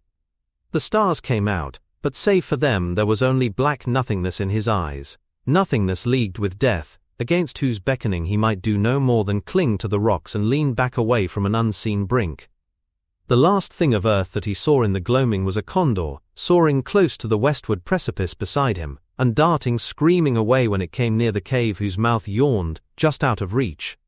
Suddenly, without a warning sound in the dark, Carter felt his curved scimitar drawn stealthily out of his belt by some unseen hand. Then he heard it clatter down over the rocks below, and between him and the milky war he thought he saw a very terrible outline of something noxiously thin and horned and tailed and bat-winged. Other things too had begun to blot out patches of stars west of him, as if a flock of vague entities were flapping thickly and silently out of that inaccessible cave in the face of the precipice. Then a sort of cold, rubbery arm seized his neck, and something else seized his feet, and he was lifted inconsiderately up and swung about in space. Another minute, and the stars were gone, and Carter knew that the night gaunts had got him. They bore him breathless into that cliffside cavern and through monstrous labyrinths beyond. When he struggled, as at first he did by instinct, they tickled him with deliberation. They made no sound at all themselves, and even their membranous wings were silent. They were frightfully cold and damp and slippery, and their paws needed one detestably. Soon they were plunging hideously downward, through inconceivable abysses, in a whirling, giddying, sickening rush of dank, tomb-like air, and Carter felt they were shooting into the ultimate vortex of shrieking and demonic madness. He screamed again and again, but whenever he did so the black paws tickled him with greater subtlety. Then he saw a sort of grey phosphorescence about, and guessed they were coming even to that inner world of subterrene horror, of which dim legends tell, and which is litten only by the pale death fire wherewith reeks the ghoulish air, and the primal mists of the pits at earth's core. At last far below him he saw faint lines of grey and ominous pinnacles, which he knew must be the fabled peaks of Throck. Awful and sinister they stand in the haunted dusk of sunless and eternal depths, higher than man may reckon, and guarding terrible valleys where the doles crawl and burrow nastily. But Carter preferred to look at them than at his captors, which were indeed shocking and uncouth black things with smooth, oily, whale-like surfaces, unpleasant horns that curved inward toward each other, bat wings whose beating made no sound, ugly prehensile paws, and barbed tails that lashed needlessly and disquietingly. And worst of all, they never spoke or laughed, and never smiled, because they had no faces at all to smile with, but only a suggestive blankness where a face ought to be. All they ever did was clutch and fly and tickle. That was the way of night gaunts. As the band flew lower, the peaks of Throck rose grey and towering on all sides, and one saw clearly that nothing lived on that austere and impressive granite of the endless twilight. At still lower levels the death fires in the air gave out, and one met only the primal blackness of the void, save aloft where the thin peaks stood out goblin-like. Soon the peaks were very far away, and nothing about but great rushing winds with the dankness of nethermost grottos in them. Then in the end, the night gaunts landed on a floor of unseen things which felt like layers of bones, and left Carter all alone in that black valley. To bring him thither was the duty of the night gaunts that guard Ingranek, and this done, they flapped away silently. When Carter tried to trace their flight, he found he could not, since even the peaks of Throck had faded out of sight. There was nothing anywhere but blackness and horror, and silence and bones. Now Carter knew from a certain source that he was in the Vale of Panoth, where crawl and burrow the enormous doles, but he did not know what to expect, because no one has even seen a dole, or even guessed what such a thing may be like. Doles are known only by dim rumor, from the rustling they make amongst mountains of bones, and the slimy touch they have when they wriggle past one. They cannot be seen because they creep only in the dark. Carter did not wish to meet a dole, so listened intently for any sound in the unknown depths of bones about him. Even in this fearsome place he had a plan and an objective, for whispers of Proupons were not unknown to one with whom he had talked much in the old days. In brief, it seemed fairly likely that this was the spot into which all the ghouls of the waking world cast the refuse of their feastings, and that if he but had good luck he might stumble upon that mighty crag taller even than Throck's peaks which marks the edge of their domain. Showers of bones would tell him where to look, and once found he could call to a ghoul to let down a ladder, for strange to say, he had a very singular link with these terrible creatures. A man he had known in Boston, a painter of strange pictures with a secret studio in an ancient and unhallowed alley near a graveyard, had actually made friends with the ghouls, and had taught him to understand the simpler part of their disgusting meeping and glibbering. This man had vanished at last, and Carter was not sure but that he might find him now, and use for the first time in dreamland that faraway English of his dim waking life. In any case, he felt he could persuade a ghoul to guide him out of Noth, and it would be better to meet a ghoul which one can see, than a dole which one cannot see. So Carter walked in the dark, and ran when he thought he heard something among the bones underfoot. Once he bumped into a stony slope and knew it must be the base of one of Throck's peaks. Then at last he heard a monstrous rattling and clatter which reached far up in the air, and became sure he had come nigh the crag of the ghouls. He was not sure he could be heard from this valley miles below, but realized that the inner world has strange laws. As he pondered he was struck by a flying bone so heavy that it must have been a skull, and therefore realizing his nearness to the fateful crag he sent up as best he might that meeping cry which is the call of the ghoul. Sound travels slowly, so that it was some time before he heard an answering glibber. But it came at last, and before long he was told that a rope ladder would be lowered. The wait for this was very tense, since there was no telling what might not have been stirred up among those bones by his shouting. Indeed, it was not long before he actually did hear a vague rustling afar off. As this thoughtfully approached, he became more and more uncomfortable, for he did not wish to move away from the spot where the ladder would come. Finally the tension grew almost unbearable, and he was about to flee in panic, when the thud of something on the newly heaped bones nearby drew his notice from the other sound. It was the ladder, and after a minute of groping he had it taut in his hands. But the other sound did not cease, and followed him even as he climbed. He had gone fully 5 feet from the ground when the rattling beneath waxed emphatic, and was a good 10 feet up when something swayed the ladder from below. At a height which must have been 15 or 20 feet, he left his whole side brushed by a great slippery length, which grew alternately convex and concave with wriggling. And thereafter he climbed desperately, to escape the unendurable nuzzling of that loathsome and overfed dole, whose form no man might see. For hours he climbed with aching arms and blistered hands, seeing again the grey deathfire and Throck's uncomfortable pinnacles. At last he discerned above him the projecting edge of the great crag of the ghouls, whose vertical side he could not glimpse, and hours later he saw a curious face peering over it as a gargoyle peers over a parapet of Notre Dame. This almost made him lose his hold through faintness, but a moment later he was himself again, for his vanished friend Richard Pickman had once introduced him to a ghoul, and he knew well their canine faces and slumping forms, and unmentionable idiosyncrasies. So he had himself well under control when that hideous thing pulled him out of the dizzy emptiness over the edge of the crag, and did not scream at the partly consumed refuse heaped at one side, or at the squatting circles of ghouls who gnawed and watched curiously. He was now on a dim-litten plain, whose sole topographical features were great boulders and the entrances of burrows. The ghouls were in general respectful, even if one did attempt to pinch him, while several others eyed his leanness speculatively. Through patient glibbering he made inquiries regarding his vanished friend, and found he had become a ghoul of some prominence in abysses nearer the waking world. A greenish elderly ghoul offered to conduct him to Pickman's present habitation, so despite a natural loathing he followed the creature into a capacious burrow and crawled after him for hours in the blackness of rank mold. They emerged on a dim plain strewn with singular relics of earth-old gravestones, broken urns and grotesque fragments of monuments, and Carter realized with some emotion that he was probably nearer the waking world than at any other time since he had gone down the 700 steps from the cavern of flame to the gate of deeper slumber. There, on a tombstone of 1768 stolen from the Granary burying ground in Boston, sat the ghoul, which was once the artist Richard Upton Pickman. It was naked and rubbery, and had acquired so much of the ghoulish physiognomy that its human origin was already obscure, but it still remembered a little English, and was able to converse with Carter in grunts and monosyllables, helped out now and then by the glibbering of ghouls. When it learned that Carter wished to get to the Enchanted Wood and from there to the city Celephaeus in Uth-Nargai beyond the Tenarian hills, it seemed rather doubtful, for these ghouls of the waking world do no business in the graveyards of Upper Dreamland, leaving that to the red-footed womps that are spawned in dead cities, and many things intervene betwixt their gulf and the Enchanted Wood, including the terrible kingdom of the Gugs.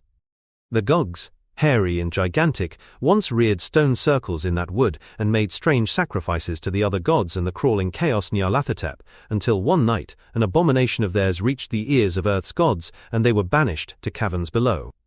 Only a great trapdoor of stone with an iron ring connects the abyss of the Earth ghouls with the Enchanted Wood, and this the Gugs are afraid to open because of a curse.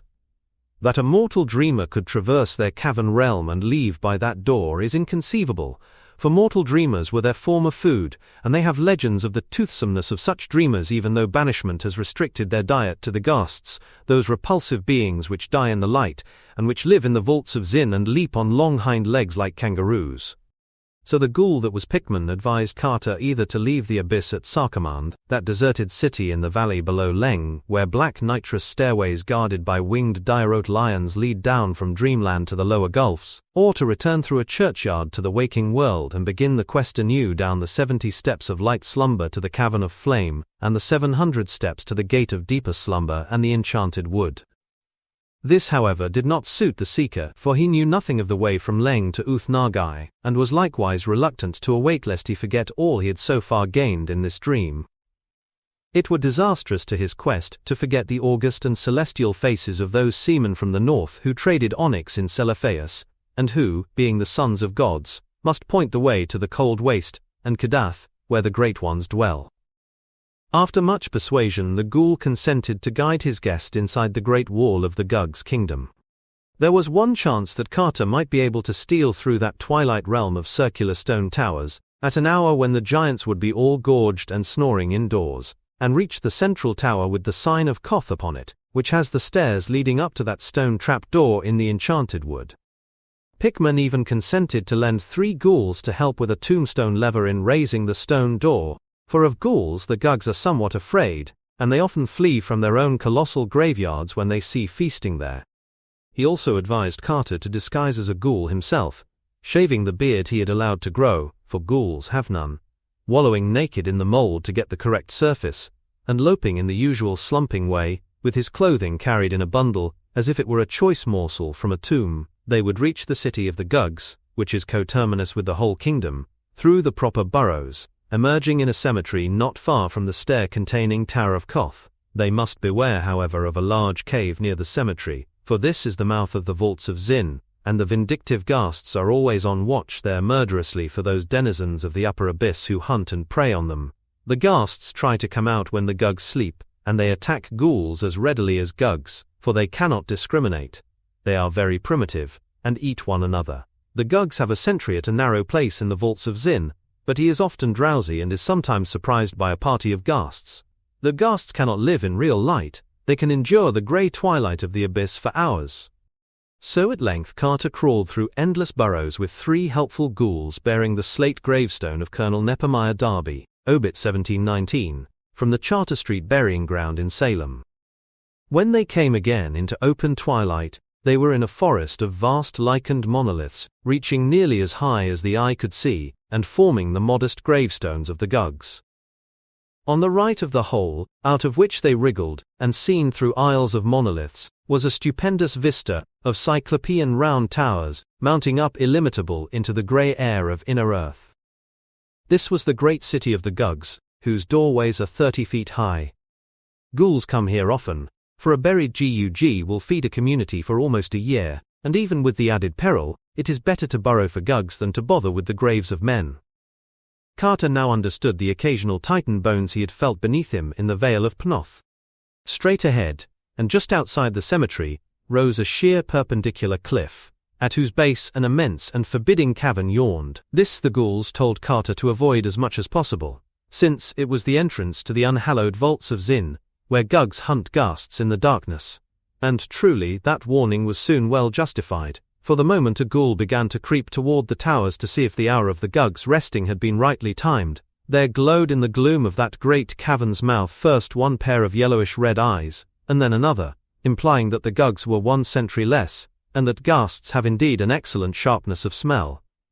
So the ghoul returned to the burrow and motioned his companions to be silent. It was best to leave the ghasts to their own devices, and there was a possibility that they might soon withdraw, since they must naturally be rather tired after coping with a Gug sentry in the black vaults. After a moment something about the size of a small horse hopped out into the grey twilight, and Carter turned sick at the aspect of that scabrous and unwholesome beast, whose face is so curiously human despite the absence of a nose, a forehead and other important particulars.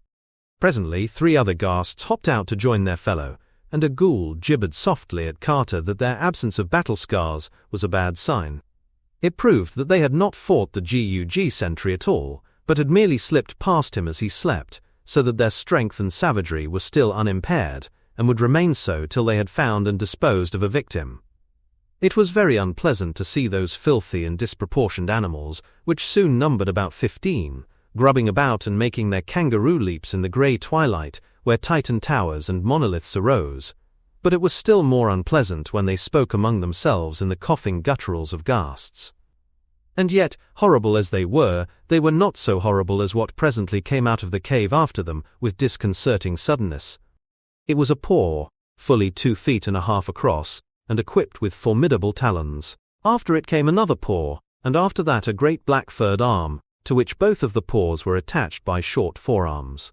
Then 2 pink eyes shone, and the head of the awakened Gug sentry, large as a barrel, wobbled into view.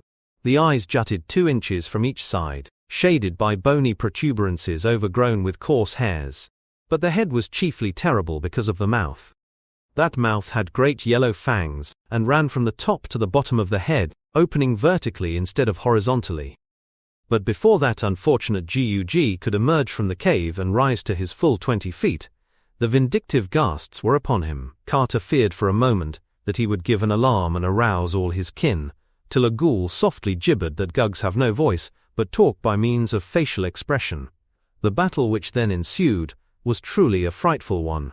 From all sides the venomous ghasts rushed feverishly at the creeping Gug, nipping and tearing with their muzzles, and mauling murderously with their hard-pointed hooves. All the time they coughed excitedly, screaming when the great vertical mouth of the GUG would occasionally bite into one of their number, so that the noise of the combat would surely have aroused the sleeping city, had not the weakening of the sentry begun to transfer the action farther and farther within the cavern. As it was, the tumult soon receded altogether from sight in the blackness, with only occasional evil echoes to mark its continuance. Then the most alert of the ghouls gave the signal for all to advance, and Carter followed the loping three out of the forest of monoliths and into the dark, noisome streets of that awful city, whose rounded towers of cyclopean stone soared up beyond the sight. Silently they shambled over that rough rock pavement, hearing with disgust the abominable muffled snorting from great black doorways which marked the slumber of the Gugs. Apprehensive of the ending of the rest hour, the ghouls set a somewhat rapid pace. But even so, the journey was no brief one, for distances in that town of giants are on a great scale. At last, however, they came to a somewhat open space before a tower even vaster than the rest, above whose colossal doorway was fixed a monstrous symbol in bas-relief, which made one shudder without knowing its meaning. This was the central tower with the sign of Koth, and those huge stone steps just visible through the dusk within, were the beginning of the great flight leading to Upper Dreamland and the Enchanted Wood. There now began a climb of interminable length in utter blackness, made almost impossible by the monstrous size of the steps, which were fashioned for Gugs, and were therefore nearly a yard high. Of their number Carter could form no just estimate, for he soon became so worn out that the tireless and elastic ghouls were forced to aid him. All through the endless climb there lurked the peril of detection and pursuit, for though no GUG dares lift the stone door to the forest because of the Great One's curse, there are no such restraints concerning the tower and the steps, and escaped ghasts are often chased, even to the very top. So sharp are the ears of Gugs that the bare feet and hands of the climbers might readily be heard when the city awoke, and it would of course take but little time for the striding giants, accustomed from their gust hunts in the vaults of Zin to seeing without light, to overtake their smaller and slower quarry on those cyclopean steps. It was very depressing to reflect that the silent, pursuing Gugs could not be heard at all, but would come very suddenly and shockingly in the dark upon the climbers. Nor could the traditional fear of Gugs for ghouls be depended upon in that peculiar place where the advantages lay so heavily with the Gugs. There was also some peril from the furtive and venomous ghasts, which frequently hopped up into the tower during the sleep hour of the Gugs. If the Gugs slept long, and the ghasts returned soon from their deed in the cavern, the scent of the climbers might easily be picked up by those loathsome and ill-disposed things, in which case it would almost be better to be eaten by a GUG. Then, after eons of climbing, there came a cough from the darkness above, and matters assumed a very grave and unexpected turn. It was clear that a ghast, or perhaps even more, had strayed into that tower before the coming of Carter and his guides, and it was equally clear that this peril was very close. After a breathless second, the leading ghoul pushed Carter to the wall, and arranged his kinsfolk in the best possible way, with the old slate tombstone raised for a crushing blow whenever the enemy might come in sight. Ghouls can see in the dark, so the party was not as badly off as Carter would have been alone. In another moment, the clatter of hooves revealed the downward hopping of at least one beast, and the slab-bearing ghouls poised their weapon for a desperate blow. Presently 2 yellowish-red eyes flashed into view, and the panting of the ghast became audible above its clattering. As it hopped down to the step just above the ghouls, they wielded the ancient gravestone with prodigious force, so that there was only a wheeze and a choking before the victim collapsed in a noxious heap. There seemed to be only this one animal, and after a moment of listening, the ghouls tapped Carter as a signal to proceed again. As before, they were obliged to aid him, and he was glad to leave that place of carnage, where the ghast's uncouth remained sprawled invisible in the blackness. At last the ghouls brought their companion to a halt, and feeling above him, Carter realized that the great stone trap-door was reached at last. To open so vast a thing completely was not to be thought of, but the ghouls hoped to get it up just enough to slip the gravestone under as a prop, and permit Carter to escape through the crack. They themselves planned to descend again and return through the city of the Gugs, since their elusiveness was great, and they did not know the way overland to spectral Sarcommand, with its lion-guarded gate to the abyss. Mighty was the straining of those 3 ghouls at the stone of the door above them, and Carter helped push with as much strength as he had. They judged the edge next the top of the staircase to be the right one, and to this they bent all the force of their disreputably nourished muscles. After a few moments a crack of light appeared, and Carter, to whom that task had been entrusted, slipped the end of the old gravestone in the aperture. There now ensued a mighty heaving, but progress was very slow, and they had of course to return to their first position, every time they failed to turn the slab and prop the portal open. Suddenly their desperation was magnified 1,000-fold by a sound on the steps below them. It was only the thumping and rattling of the slain ghast's hooved body as it rolled down to lower levels, but of all the possible causes of that body's dislodgment and rolling, none was in the least reassuring.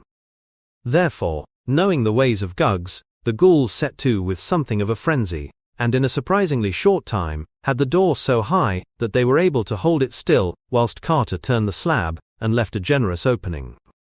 They now helped Carter through, letting him climb up to their rubbery shoulders, and later guiding his feet as he clutched at the blessed soil of the upper dreamland outside.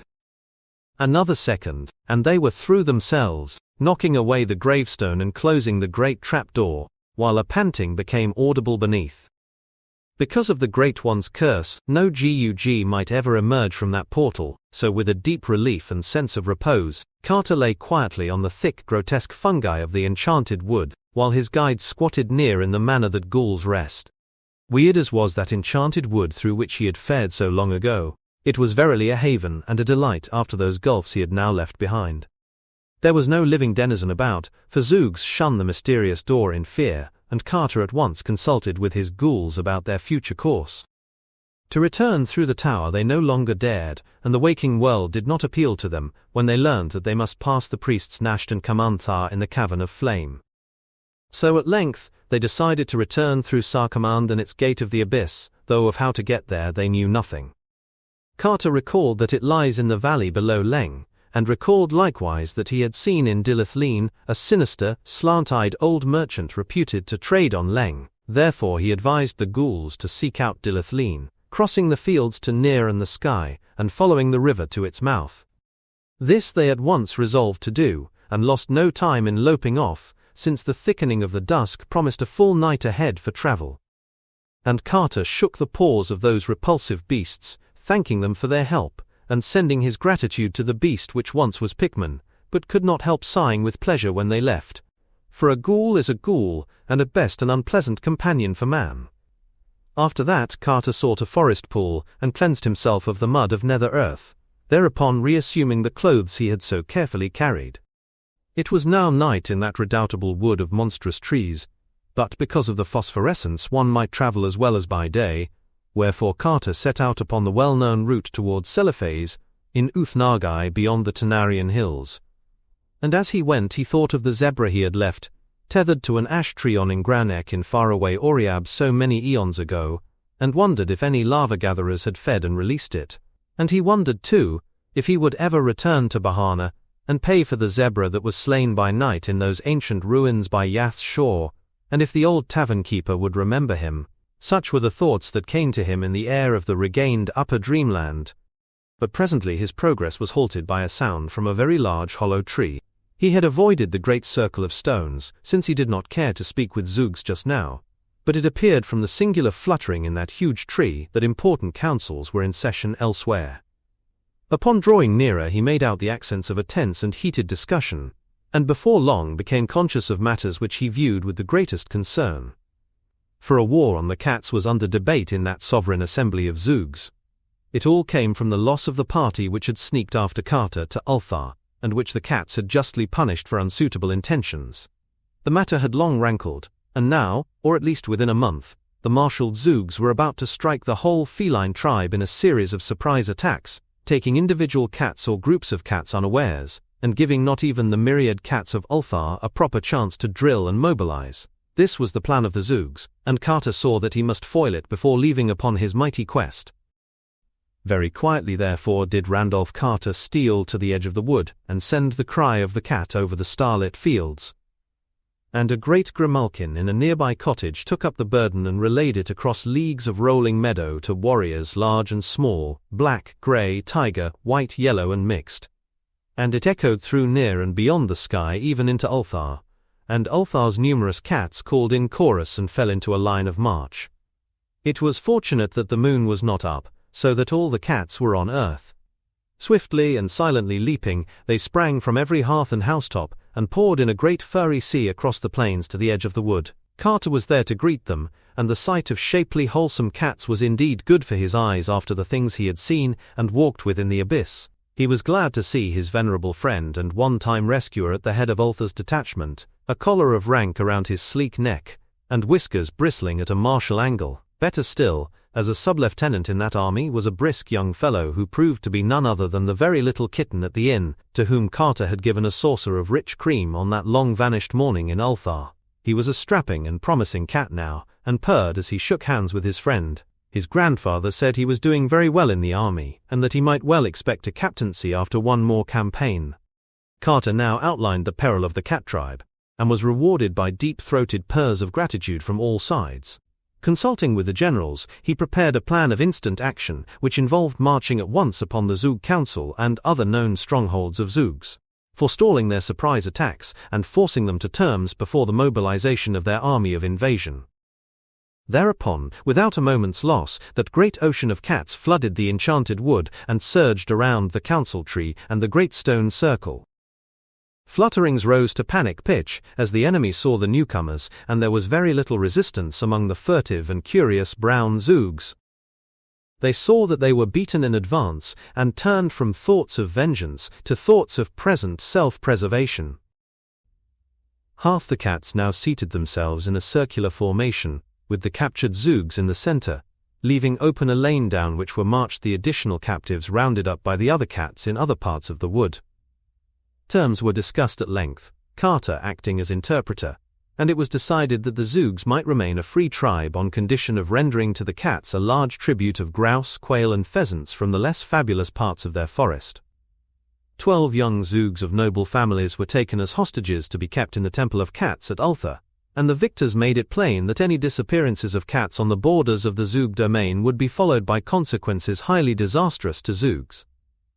These matters disposed of, the assembled cats broke ranks and permitted the Zugs to slink off one by one to their respective homes, which they hastened to do with many a sullen backward glance. The old cat general now offered Carter an escort through the forest to whatever border he wished to reach, deeming it likely that the Zugs would harbor dire resentment against him for the frustration of their warlike enterprise. This offer he welcomed with gratitude, not only for the safety it afforded, but because he liked the graceful companionship of cats. So, in the midst of a pleasant and playful regiment, relaxed after the successful performance of its duty, Randolph Carter walked with dignity through that enchanted and phosphorescent wood of Titan trees, talking of his quest with the old general and his grandson, whilst others of the band indulged in fantastic gambols or chased fallen leaves that the wind drove among the fungi of that primeval floor. And the old cat said that he had heard much of unknown Kadath in the cold waste, but did not know where it was.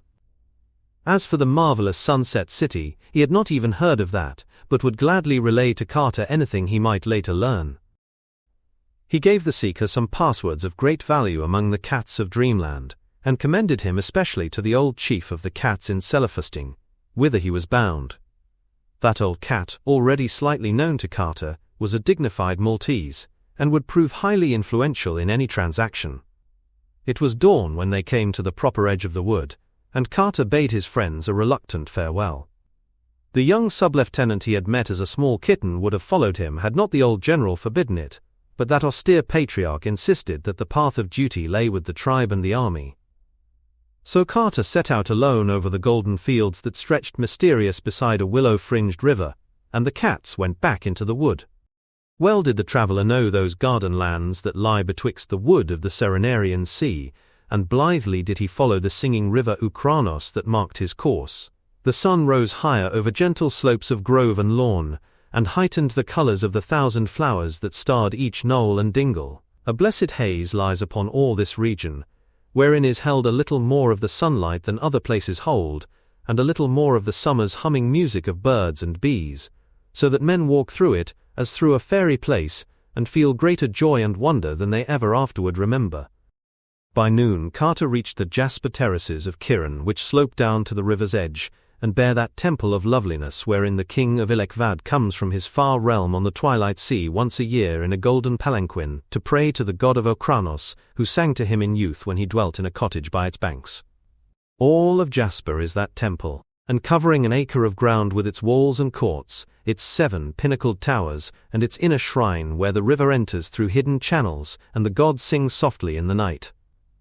Many times the moon hears strange music as it shines on those courts and terraces and pinnacles, but whether that music be the song of the god or the chant of the cryptical priests, none but the king of Ilekvad may say, for only he had entered the temple or seen the priests. Now, in the drowsiness of day, that carven and delicate fane was silent, and Carter heard only the murmur of the great stream and the hum of the birds and bees as he walked onward, under an enchanted sun.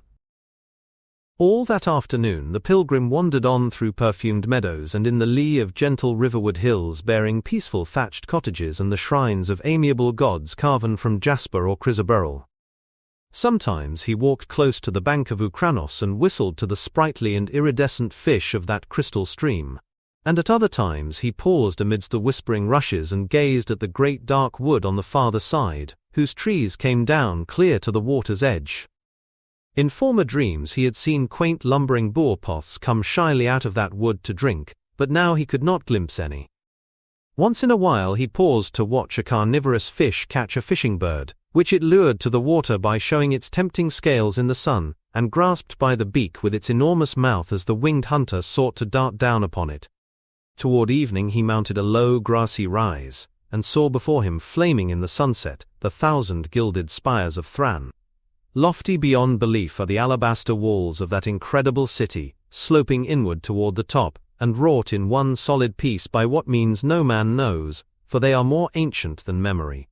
Yet lofty as they are with their 100 gates and 200 turrets, the clustered towers within, all white beneath their golden spires, are loftier still, so that men on the plain around see them soaring into the sky, sometimes shining clear, sometimes caught at the top in tangles of cloud and mist, and sometimes clouded lower down with their utmost pinnacles blazing free above the vapors, and where Thran's gates open on the river are great wharves of marble, with ornate galleons of fragrant cedar and calamander riding gently at anchor, and strange bearded sailors sitting on casks and bales with the hieroglyphs of far places.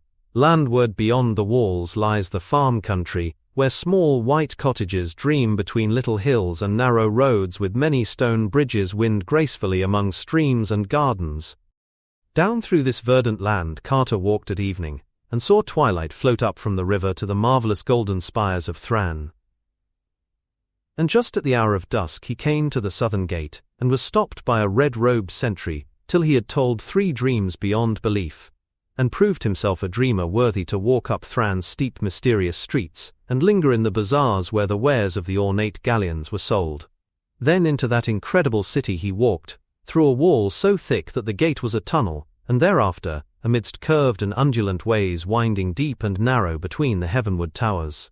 Lights shone through grated and balconied windows, and the sound of lutes and pipes stole timid from inner courts, where marble fountains bubbled. Carter knew his way, and edged down through darker streets to the river, where at an old sea tavern he found the captains and seamen he had known in myriad other dreams. There he bought his passage to Selefei on a great green galleon, and there he stopped for the night, after speaking gravely to the venerable cat of that inn, who blinked dozing before an enormous hearth, and dreamed of old wars and forgotten gods.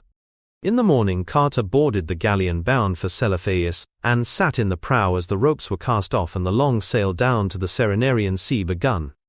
For many leagues the banks were much as they were above Thran, with now and then a curious temple rising on the farther hills toward the right, and a drowsy village on the shore, with steep red roofs and nets spread in the sun. Mindful of his search, Carter questioned all the mariners closely about those whom they had met in the taverns of Selephus, asking the names and ways of the strange men with long narrow eyes, long lobed ears, thin noses and pointed chins, who came in dark ships from the north, and traded onyx for the carved jade and spun gold and little red singing birds of Selephus. Of these men the sailors knew not much, save that they talked but seldom and spread a kind of awe about them. Their land, very far away, was called Inquinoc, and not many people cared to go thither because it was a cold twilight land, and said to be close to unpleasant Leng, although high impassable mountains towered on the side where Leng was thought to lie, so that none might say whether this evil plateau with its horrible stone villages and unmentionable monastery were really there, or whether the rumor were only a fear that timid people felt in the night when those formidable barrier peaks loomed black against a rising moon. Certainly, men reached length from very different oceans. Of other boundaries of Inquinoc those sailors had no notion, nor had they heard of the cold waste and unknown Kadath, save from vague unplaced report. And of the marvelous sunset city which Carter sought, they knew nothing at all. So the traveler asked no more of far things, but bided his time till he might talk with those strange men from cold and twilight Inquinoc, who are the seed of such gods as carved their features on Ingranec. Late in the day the galleon reached those bends of the river which traverse the perfumed jungles of Cled.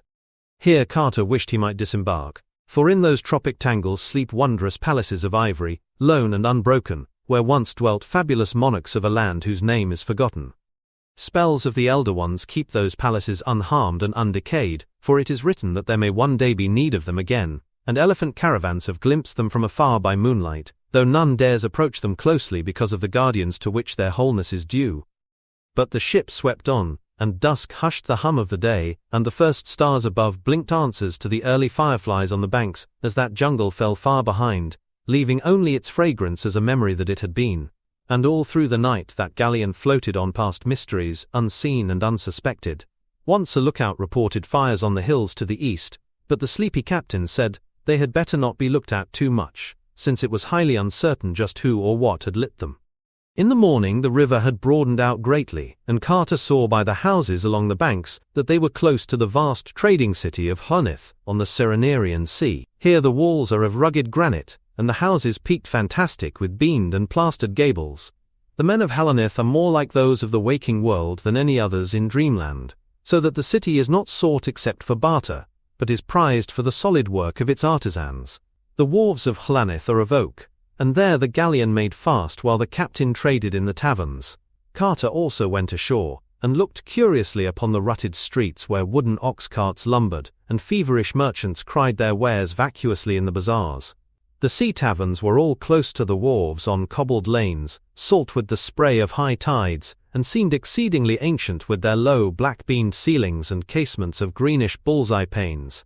Ancient sailors in those taverns talked much of distant ports, and told many stories of the curious men from twilight Inquinoc, but had little to add to what the seamen of the galleon had told.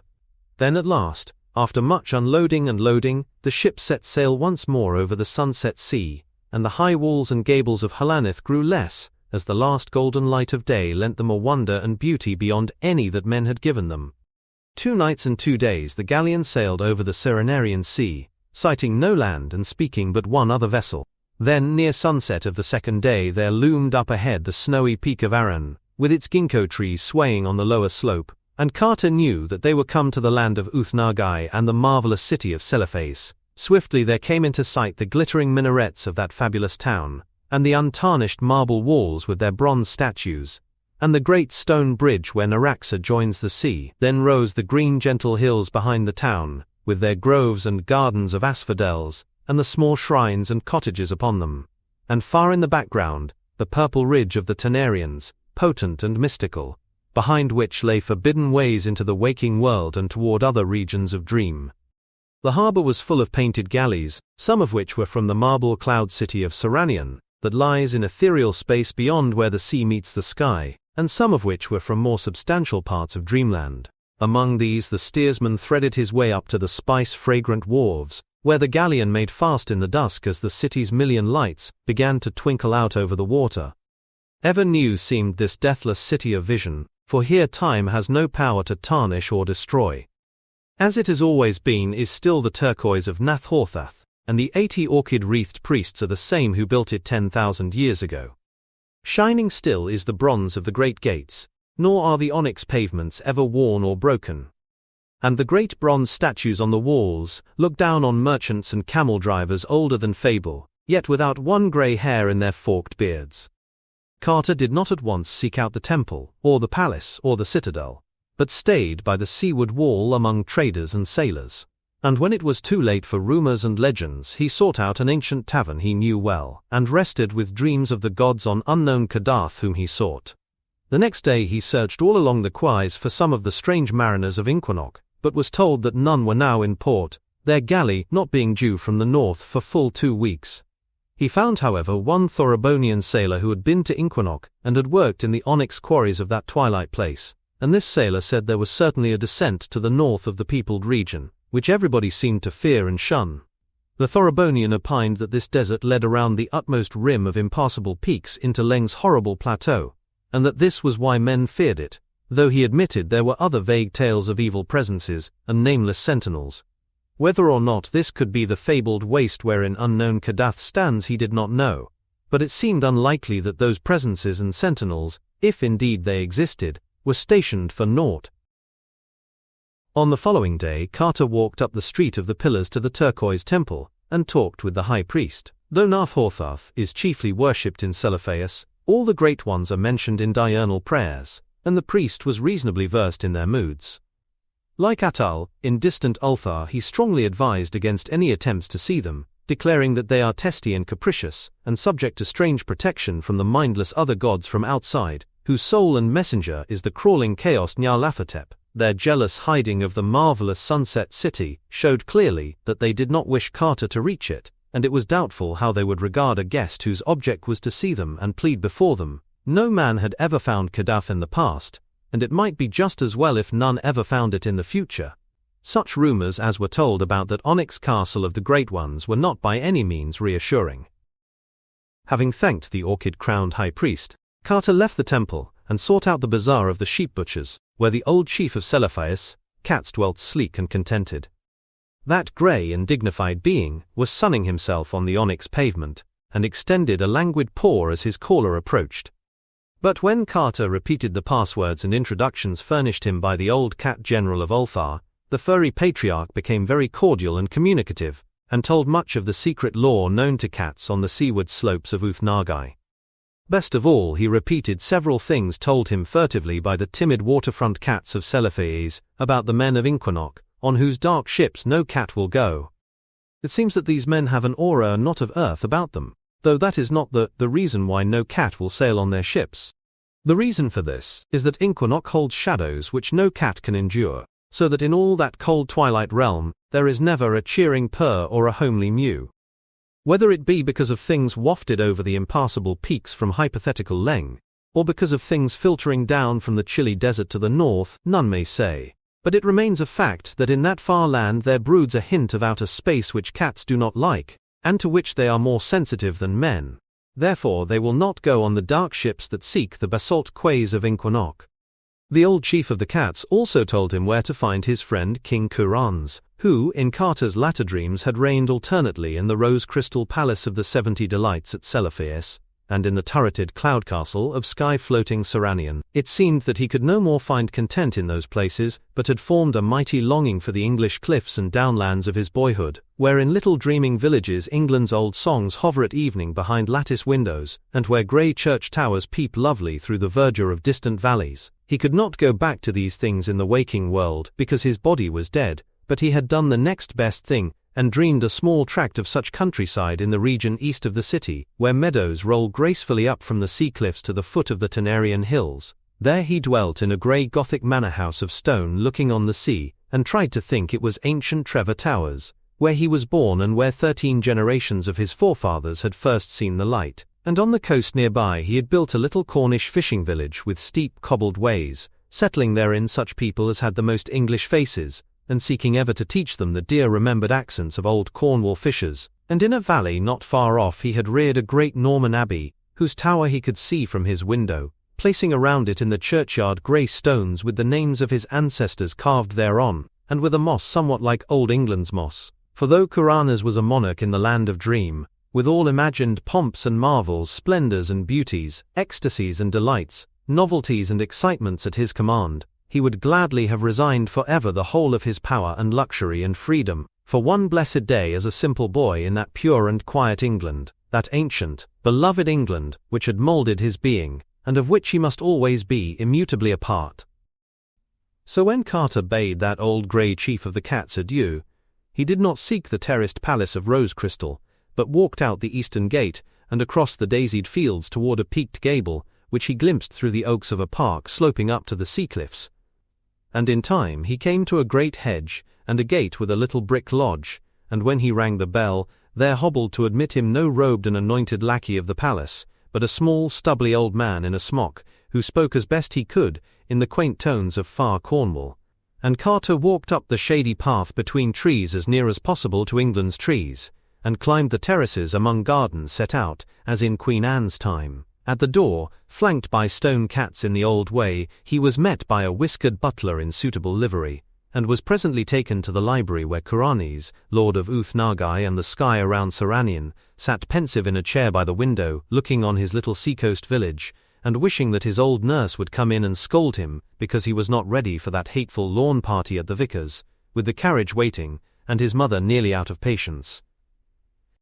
Kuranes, clad in a dressing gown of the sort favoured by London tailors in his youth, rose eagerly to meet his guest, for the sight of an Anglo-Saxon from the waking world was very dear to him, even if it was a Saxon from Boston, Massachusetts, instead of from Cornwall, and for long they talked of old times, having much to say because both were old dreamers and well versed in the wonders of incredible places. Kuranes, indeed, had been out beyond the stars in the ultimate void, and was said to be the only one who had ever returned sane from such a voyage. At length Carter brought up the subject of his quest, and asked of his host those questions he had asked of so many others. Kuranes did not know where Kadath was, or the marvelous Sunset City, but he did know that the Great Ones were very dangerous creatures to seek out, and that the other gods had strange ways of protecting them from impertinent curiosity. He had learned much of the other gods in distant parts of space, especially in that region where form does not exist, and colored gases study the innermost secrets.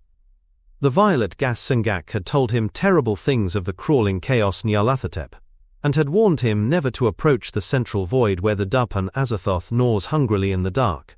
Altogether it was not well to meddle with the Elder Ones, and if they persistently denied all access to the marvelous Sunset City, it were better not to seek that city. Kuranes furthermore doubted whether his guest would profit aught by coming to the city even were he to gain it. He himself had dreamed and yearned long years for lovely Seleutheus and the land of Uth-Nargai, and for the freedom and color and high experience of life devoid of its chains, conventions and stupidities. But now that he was come into that city and that land, and was the king thereof, he found the freedom and the vividness all too soon worn out, and monotonous for want of linkage with anything firm in his feelings and memories. He was a king in Uth-Nargai, but found no meaning therein, and drooped always for the old familiar things of England that had shaped his youth. All his kingdom would he give for the sound of Cornish church bells over the downs, and all the 1,000 minarets of Seleutheus for the steep homely roofs of the village near his home. So he told his guest that the unknown Sunset City might not hold quite that content he sought, and that perhaps it had better remain a glorious and half-remembered dream. For he had visited Carter often in the old waking days, and knew well the lovely New England slopes that had given him birth. At the last, he was very certain, the seeker would long only for the early remembered scenes, the glow of Beacon Hill at evening, the tall steeples and winding hill streets of quaint Kingsport, the hoary gambrel roofs of ancient and witch-haunted Arkham, and the blessed meads and valleys where stone walls rambled and white farmhouse gables peeped out from bowers of verdure. These things he told Randolph Carter, but still the seeker held to his purpose. And in the end they parted each with his own conviction, and Carter went back through the Bronze Gate into Seleutheus and down the Street of the Pillars to the old sea-wall, where he talked more with the mariners of far ports and waited for the dark ship from cold and twilight Inquinoc, whose strange-faced sailors and onyx traders had in them the blood of the Great Ones. One starlit evening when the Pharos shone splendid over the harbour, the longed-for ship put in, and strange-faced sailors and traders appeared one by one and group by group in the ancient taverns along the sea-wall. It was very exciting to see again those living faces so like the godlike features on Ingranek, but Carter did not hasten to speak with the silent seaman. He did not know how much of pride and secrecy and dim supernal memory might fill those children of the Great Ones, and was sure it would not be wise to tell them of his quest, or ask too closely of that cold desert stretching north of their twilight land. They talked little with the other folk in those ancient sea taverns, but would gather in groups in remote corners and sing among themselves the haunting airs of unknown places, or chant long tales to one another in accents alien to the rest of dreamland. And so rare and moving were those airs and tales, that one might guess their wonders from the faces of those who listened, even though the words came to common ears only as strange cadence and obscure melody.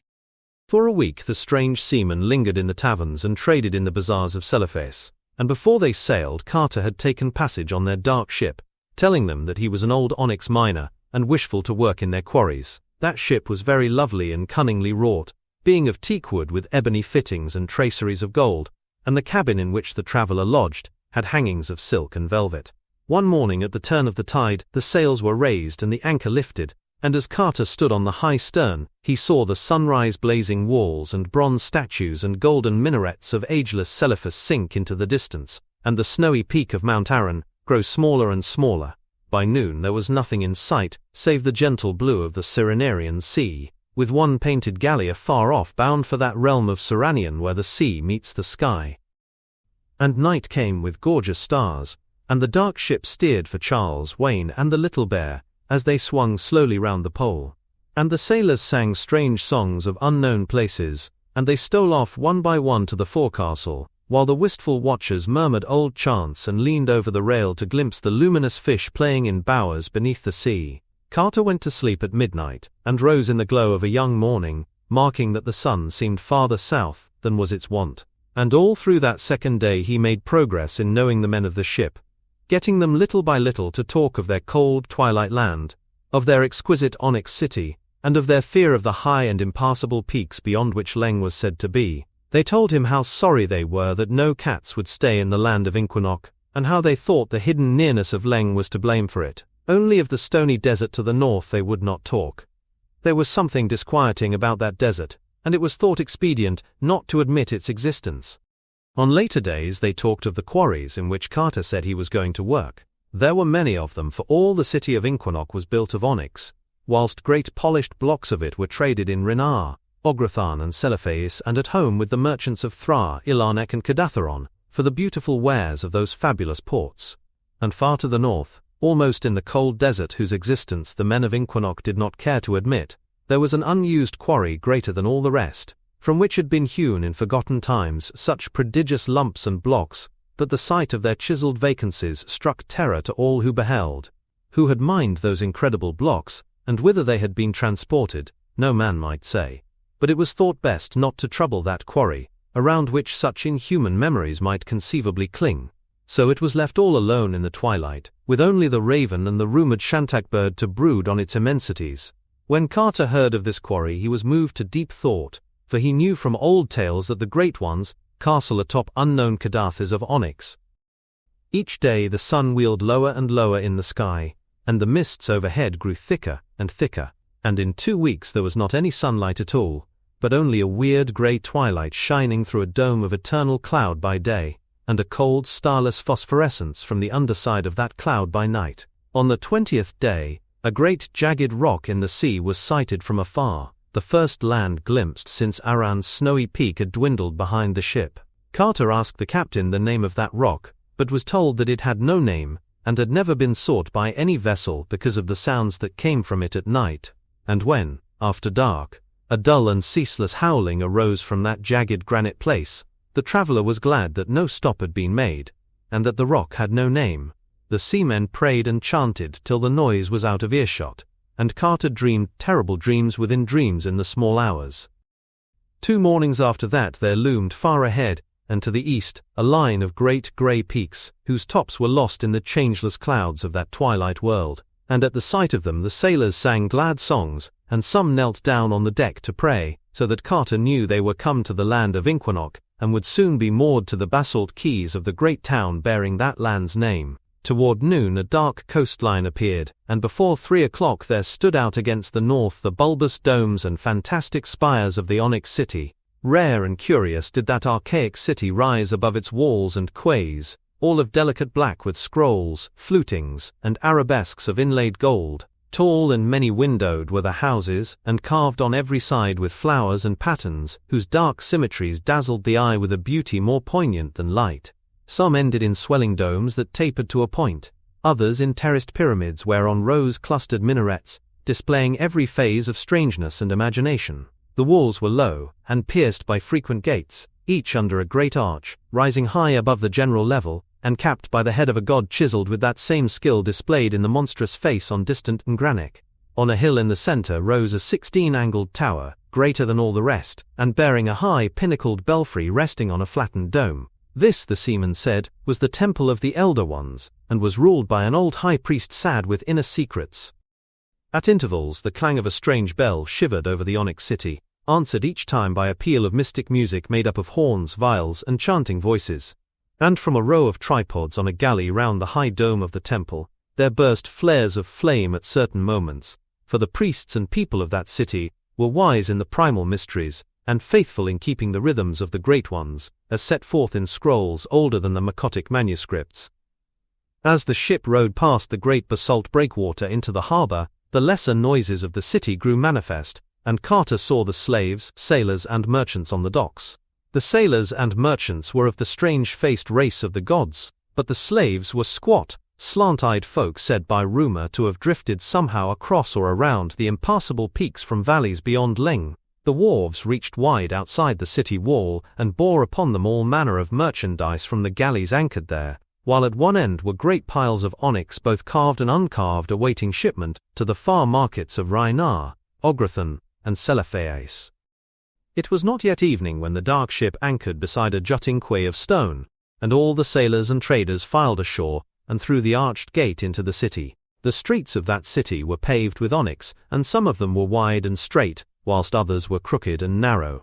The houses near the water were lower than the rest, and bore above their curiously arched doorways certain signs of gold said to be in honor of the respective small gods that favored each. The captain of the ship took Carter to an old sea tavern where flocked the mariners of quaint countries, and promised that he would next day show him the wonders of the Twilight City, and lead him to the taverns of the onyx miners by the northern wall. And evening fell, and little bronze lamps were lighted, and the sailors in that tavern sang songs of remote places.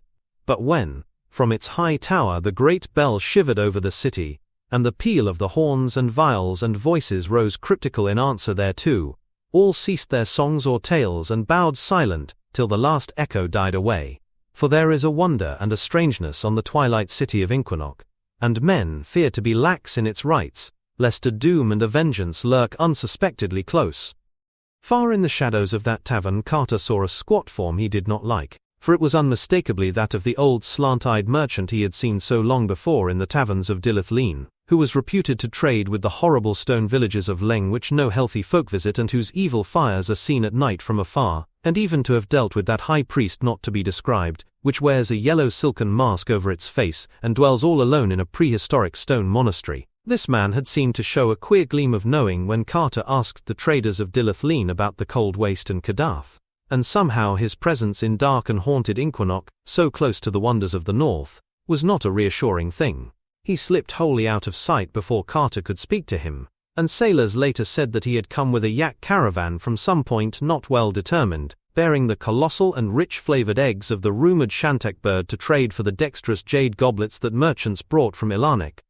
On the following morning the ship captain led Carter through the onyx streets of Inquinoc, dark under their twilight sky. The inlaid doors and figured house fronts, carven balconies and crystal-paned oriels all gleamed with a somber and polished loveliness, and now and then a plaza would open out with black pillars, colonnades, and the statues of curious beings both human and fabulous. Some of the vistas down long and unbending streets, or through side alleys and over bulbous domes, spires and arabesque roofs, were weird and beautiful beyond words, and nothing was more splendid than the massive height of the great central temple of the Elder Ones, with its 16 carven sides, its flattened dome, and its lofty pinnacled belfry, overtopping all else, and majestic whatever its foreground. And always to the east, far beyond the city walls and the leagues of pasture land, rose the gaunt grey sides of those topless and impassable peaks across which hideous Leng was said to lie. The captain took Carter to the mighty temple, which is set with its walled garden in a great round plaza, whence the streets go as spokes from a wheel's hub.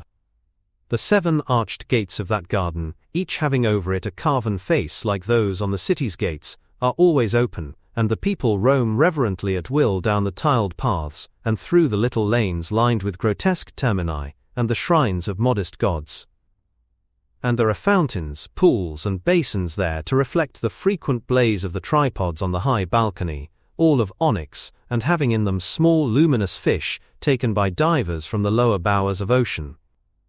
When the deep clang from the temple belfry shivers over the garden and the city, and the answer of the horns and viols and voices peals out from the 7 lodges by the garden gates, there issue from the 7 doors of the temple long columns of masked and hooded priests in black, bearing at arm's length before them great golden bowls from which a curious steam rises. And all the 7 columns strut peculiarly in single file, legs thrown far forward without bending the knees, down the walks that lead to the 7 lodges, wherein they disappear and do not appear again. It is said that subterrane paths connect the lodges with the temple, and that the long files of priests return through them, nor is it unwhispered that deep flights of onyx steps go down to mysteries that are never told. But only a few are those who hint that the priests in the masked and hooded columns are not human beings. Carter did not enter the temple because none but the veiled king is permitted to do that. But before he left the garden the hour of the bell came, and he heard the shivering clang deafeningly above him, and the wailing of the horns and viols and voices loud from the lodges by the gates, and down the 7 great walks stalked the long files of bowl-bearing priests in their singular way, giving to the traveller a fear which human priests do not often give. When the last of them had vanished he left that garden, noting as he did so a spot on the pavement over which the bowls had passed. Even the ship captain did not like that spot, and hurried him on toward the hill whereon the veiled king's palace rises, many-domed and marvelous. The ways to the onyx palace are steep and narrow, all but that broad curving one, where the king and his companions ride on yaks or in yak-drawn chariots. Carter and his guide climbed up an alley that was all steps, between inlaid walls bearing strange signs in gold, and under balconies and oriels, whence sometimes floated soft strains of music or breaths of exotic fragrance. Always ahead loomed those Titan walls, mighty buttresses and clustered and bulbous domes for which the veiled king's palace is famous, and at length they passed under a great black arch, and emerged in the gardens of the monarch's pleasure. There Carter paused in faintness at so much beauty, for the onyx terraces and colonnaded walks, the gay portieres and delicate flowering trees espaliered to golden lattices, the brazen urns and tripods with cunning bas-reliefs, the pedestaled and almost breathing statues of veined black marble, the basalt-bottomed tiled fountains with luminous fish, the tiny temples of iridescent singing birds atop carven columns, the marvelous scrollwork of the great bronze gates and the blossoming vines trained along every inch of the polished walls all joined to form a sight whose loveliness was beyond reality. There it shimmered like a vision under that grey twilight sky, with the domed and fretted magnificence of the palace ahead, and the fantastic silhouette of the distant impassable peaks on the right, and ever the small birds and the fountains sang, while the perfume of rare blossoms spread like a veil over that incredible garden. No other human presence was there, and Carter was glad it was so. Then they turned and descended again the onyx alley of steps, for the palace itself no visitor may enter. And it is not well to look too long and steadily at the great central dome, since it is said to house the archaic father of all the rumored shantak birds, and to send out queer dreams to the curious. After that the captain took Carter to the north quarter of the town, near the gate of the Calaveras, where are the taverns of the yak merchants and the onyx miners. And there, in a low-ceiled inn of quarrymen, they said farewell, for business called the captain, whilst Carter was eager to talk with miners about the north. There were many men in that inn, and the traveller was not long in speaking to some of them, saying that he was an old miner of onyx, and anxious to know somewhat of Equinox quarries. But all that he learned was not much more than he knew before, for the miners were timid and evasive about the cold desert to the north and the quarry that no man visits. They had fears of fabled emissaries from around the mountains where Leng is said to lie, and of evil presences and nameless sentinels far north among the scattered rocks. And they whispered also that the rumoured shantak birds are no wholesome things, it being indeed for the best that no man has ever truly seen one, for that fabled father of shantaks in the king's dome is fed in the dark. The next day, saying that he wished to look over all the various mines for himself, and to visit the scattered farms and quaint onyx villages of Equinox, Carter hired a yak, and stuffed great leathern saddlebags for a journey. Beyond the gate of the caravans the road lay straight betwixt tilled fields, with many odd farmhouses crowned by low domes. At some of these houses the seeker stopped to ask questions, once finding a host so austere and reticent, and so full of an unplaced majesty like to that in the huge features on Ngranek, that he felt certain he had come at last upon one of the great ones themselves, or upon one with full 9/10 of their blood, dwelling amongst men. And to that austere and reticent Coltes he was careful to speak very well of the gods, and to praise all the blessings they had ever accorded him. That night Carter camped in a roadside meadow beneath a great ligath tree to which he tied his yak, and in the morning resumed his northward pilgrimage. At about 10 o'clock he reached the small domed village of Urg, where traders rest and miners tell their tales, and paused in its taverns till noon. It is here that the great caravan road turns west towards Ceylon, but Carter kept on north by the quarry road. All the afternoon he followed that rising road, which was somewhat narrower than the great highway, and which now led through a region with more rocks than tilled fields. And by evening the low hills on his left had risen into sizable black cliffs, so that he knew he was close to the mining country. All the while the great gaunt sides of the impassable mountains towered afar off at his right, and the farther he went, the worse tales he heard of them from the scattered farmers and traders and drivers of lumbering onyx carts along the way. On the second night he camped in the shadow of a large black crag, tethering his yak to a stake driven in the ground. He observed the greater phosphorescence of the clouds at this northerly point, and more than once thought he saw dark shapes outlined against them. And on the third morning he came in sight of the first onyx quarry, and greeted the men who there labored with picks and chisels. Before evening he had passed 11 quarries, the land being here given over altogether to onyx cliffs and boulders, with no vegetation at all, but only great rocky fragments scattered about a floor of black earth, with the grey impassable peaks always rising gaunt and sinister on his right. The third night he spent in a camp of quarrymen whose flickering fires cast weird reflections on the polished cliffs to the west. And they sang many songs and told many tales, showing such strange knowledge of the olden days and the habits of gods that Carter could see they held many latent memories of their sires, the great ones. They asked him whither he went, and cautioned him not to go too far to the north, but he replied that he was seeking new cliffs of onyx, and would take no more risks than were common among prospectors. In the morning he bade them adieu, and rode on into the darkening north, where they had warned him he would find the feared and unvisited quarry whence hands older than men's hands had wrenched prodigious blocks. But he did not like it when, turning back to wave a last farewell, he thought he saw approaching the camp that squat and evasive old merchant with slanting eyes, whose conjectured traffic with Lenglold was the gossip of distant Dilithleen. After 2 more quarries the inhabited part of Inquinox seemed to end, and the road narrowed to a steeply rising yak path among forbidding black cliffs. Always on the right towered the gaunt and distant peaks, and as Carter climbed farther and farther into this untraversed realm, he found it grew darker and colder. Soon he perceived that there were no prints of feet or hooves on the black path beneath, and realized that he was indeed come into strange and deserted ways of elder time. Once in a while a raven would croak far overhead, and now and then a flapping behind some vast rock would make him think uncomfortably of the rumored shantak bird.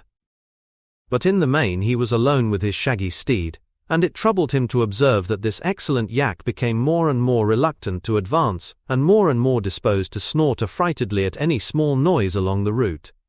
The path now contracted between sable and glistening walls, and began to display an even greater steepness than before. It was a bad footing, and the yak often slipped on the stony fragments strewn thickly about. In 2 hours Carter saw ahead a definite crest, beyond which was nothing but dull grey sky, and blessed the prospect of a level or downward course. To reach this crest, however, was no easy task, for the way had grown nearly perpendicular, and was perilous with loose black gravel and small stones. Eventually Carter dismounted and led his dubious yak, pulling very hard when the animal balked or stumbled, and keeping his own footing as best he might. Then suddenly he came to the top and saw beyond, and gasped at what he saw. The path indeed led straight ahead and slightly down, with the same lines of high natural walls as before. But on the left hand there opened out a monstrous space, vast acres in extent, where some archaic power had riven and rent the native cliffs of onyx in the form of a giant's quarry. Far back into the solid precipice ran that cyclopean gouge, and deep down within earth's bowels its lower delvings yawned. It was no quarry of man, and the concave sides were scarred with great squares, yards wide, which told of the size of the blocks once hewn by nameless hands and chisels. High over its jagged rim, huge ravens flapped and croaked, and vague whirrings in the unseen depths told of bats or urhags, or less mentionable presences haunting the endless blackness. There Carter stood in the narrow way amidst the twilight, with the rocky path sloping down before him, tall onyx cliffs on his right that led on as far as he could see, and tall cliffs on the left, chopped off just ahead to make that terrible and unearthly quarry. All at once the yak uttered a cry and burst from his control, leaping past him and darting on in a panic, till it vanished down the narrow slope toward the north. Stones kicked by its flying hooves fell over the brink of the quarry and lost themselves in the dark without any sound of striking bottom, but Carter ignored the perils of that scanty path as he raced breathlessly after the flying steed. Soon the left-hand cliffs resumed their course, making the way once more a narrow lane, and still the traveler leaped on after the yak, whose great wide prints told of its desperate flight. Once he thought he heard the hoofbeats of the frightened beast, and doubled his speed from this encouragement. He was covering miles, and little by little the way was broadening in front, till he knew he must soon emerge on the cold and dreaded desert to the north. The gaunt grey flanks of the distant impassable peaks were again visible above the right-hand crags, and ahead were the rocks and boulders of an open space, which was clearly a foretaste of the dark and limitless plain. And once more those hoofbeats sounded in his ears, plainer than before, but this time giving terror instead of encouragement, because he realized that they were not the frightened hoofbeats of his fleeing yak. The beats were ruthless and purposeful, and they were behind him. Carter's pursuit of the yak became now a flight from an unseen thing, for though he dared not glance over his shoulder, he felt that the presence behind him could be nothing wholesome or mentionable. His yak must have heard or felt it first, and he did not like to ask himself whether it had followed him from the haunts of men, or had floundered up out of that black quarry pit. Meanwhile the cliffs had been left behind, so that the oncoming night fell over a great waste of sand and spectral rocks, wherein all paths were lost. He could not see the hoofprints of his yak, but always from behind him there came that detestable clopping. Mingled now and then with what he fancied were titanic flappings and whirrings. That he was losing ground seemed unhappily clear to him, and he knew he was hopelessly lost in this broken and blasted desert of meaningless rocks and untravelled sands. Only those remote and impassable peaks on the right gave him any sense of direction, and even they were less clear as the grey twilight waned and the sickly phosphorescence of the clouds took its place. Then dim and misty in the darkling north before him he glimpsed a terrible thing. He had thought it for some moments a range of black mountains, but now he saw it was something more. The phosphorescence of the brooding clouds showed it plainly, and even silhouetted parts of it as vapors glowed behind. How distant it was he could not tell, but it must have been very far. It was thousands of feet high, stretching in a great concave arc from the grey impassable peaks to the unimagined westward spaces, and had once indeed been a ridge of mighty onyx hills. But now these hills were hills no more, for some hand greater than man's had touched them. Silent they squatted there atop the world like wolves or ghouls, crowned with clouds and mists, and guarding the secrets of the north forever. All in a great half-circle they squatted, those dog-like mountains carven into monstrous watching statues, and their right hands were raised in menace against mankind. It was only the flickering light of the clouds that made their knitted double heads seem to move, but as Carter stumbled on, he saw arise from their shadowy caps great forms whose motions were no delusion. Winged and whirring, those forms grew larger each moment, and the traveler knew his stumbling was at an end. They were not any birds or bats known elsewhere on earth or in dreamland, for they were larger than elephants, and had heads like a horse's. Carter knew that they must be the shantak birds of ill rumor, and wondered no more what evil guardians and nameless sentinels made men avoid the boreal rock desert. And as he stopped in final resignation, he dared at last to look behind him, where indeed was trotting the squat slant-eyed trader of evil legend, grinning astride a lean yak, and leading on a noxious horde of leering shantaks to whose wings still clung the rime and nitre of the nether pits. Trapped though he was by fabulous and hippocephalic winged nightmares that pressed around in great unholy circles, Randolph Carter did not lose consciousness. Lofty and horrible those Titan gargoyles towered above him, while the slant-eyed merchant leaped down from his yak and stood grinning before the captive. Then the man motioned Carter to mount one of the repugnant shantaks, helping him up as his judgment struggled with his loathing. It was hard work ascending, for the shantak bird has scales instead of feathers, and those scales are very slippery. Once he was seated, the slant-eyed man hopped up behind him, leaving the lean yak to be led away northward, toward the ring of carven mountains by one of the incredible bird colossi. There now followed a hideous whirl through frigid space, endlessly up and eastward, toward the gaunt grey flanks of those impassable mountains beyond which Leng was said to be. Far above the clouds they flew, till at last there lay beneath them those fabled summits which the folk of Inquinoc have never seen, and which lie always in high vortices of gleaming mist. Carter beheld them very plainly as they passed below, and saw upon their topmost peaks strange caves which made him think of those on Ingranek. But he did not question his captor about these things when he noticed that both the man and the horse-headed Shantak appeared oddly fearful of them, hurrying past nervously and showing great tension until they were left far in the rear. The Shantak now flew lower, revealing beneath the canopy of cloud a grey barren plain, whereon at great distances shone little feeble fires. As they descended there appeared at intervals lone huts of granite and bleak stone villages whose tiny windows glowed with pallid light, and there came from those huts and villages a shrill droning of pipes and a nauseous rattle of kratala, which proved at once that Inquinoc's people are right in their geographic rumors, for travelers have heard such sounds before, and know that they float only from that cold desert plateau which healthy folk never visit, that haunted place of evil and mystery which is Leng. Around the feeble fires dark forms were dancing, and Carter was curious as to what manner of beings they might be, for no healthy folk have ever been to Leng, and the place is known only by its fires and stone huts as seen from afar. Very slowly and awkwardly did those forms leap, and with an insane twisting and bending not good to behold, so that Carter did not wonder at the monstrous evil imputed to them by vague legend, or the fear in which all dreamland holds their abhorrent frozen plateau. As the Shantak flew lower, the repulsiveness of the dancers became tinged with a certain hellish familiarity, and the prisoner kept straining his eyes and racking his memory for clues to where he had seen such creatures before. They leaped as though they had hooves instead of feet, and seemed to wear a sort of wig or headpiece with small horns. Of other clothing they had none, but most of them were quite furry. Behind they had dwarfish tails, and when they glanced upward, he saw the excessive width of their mouths. Then he knew what they were, and that they did not wear any wigs or headpieces after all. For the cryptic folk of Leng were of one race with the uncomfortable merchants of the black galleys that traded rubies at Dilithleen, those not quite human merchants who are the slaves of the monstrous moon things. They were indeed the same dark folk who had shanghaied Carter on their noisome galley so long ago, and whose kith he had seen driven in herds about the unclean wharves of that accursed lunar city, with the leaner ones toiling and the fatter ones taken away in crates for other needs of their polypus and amorphous masters. Now he saw where such ambiguous creatures came from, and shuddered at the thought that Leng must be known to these formless abominations from the moon. But the Shantak flew on past the fires and the stone huts and the less-than-human dancers, and soared over sterile hills of grey granite and dim wastes of rock and ice and snow.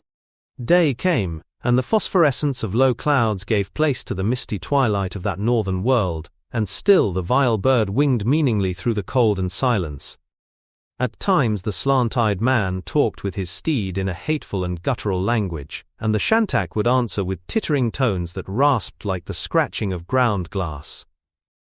All this while the land was getting higher, and finally they came to a wind-swept tableland which seemed the very roof of a blasted and tenantless world. There, all alone in the hush and the dusk and the cold, rose the uncouth stones of a squat windowless building, around which a circle of crude monoliths stood.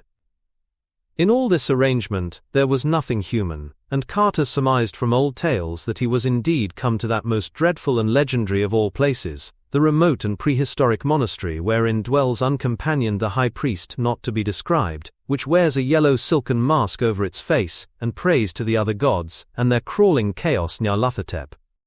The loathsome bird now settled to the ground, and the slant-eyed man hopped down, and helped his captive alight. Of the purpose of his seizure, Carter now felt very sure, for clearly the slant-eyed merchant was an agent of the darker powers, eager to drag before his masters a mortal whose presumption had aimed at the finding of unknown Kadath, and the saying of a prayer before the faces of the great ones in their onyx castle. It seemed likely that this merchant had caused his former capture by the slaves of the moon things in Dilithleen, and that he now meant to do what the rescuing cats had baffled, taking the victim to some dread rendezvous with monstrous Nyarlathotep, and telling with what boldness the seeking of unknown Kadath had been tried. Leng and the cold waste north of Inquinoc must be close to the other gods, and there the passes to Kadath are well guarded. The slant-eyed man was small, but the great hippocephalic bird was there to see he was obeyed, So Carter followed where he led, and passed within the circle of standing rocks and into the low arched doorway of that windowless stone monastery. There were no lights inside, but the evil merchant lit a small clay lamp bearing morbid bas-reliefs, and prodded his prisoner on through mazes of narrow winding corridors.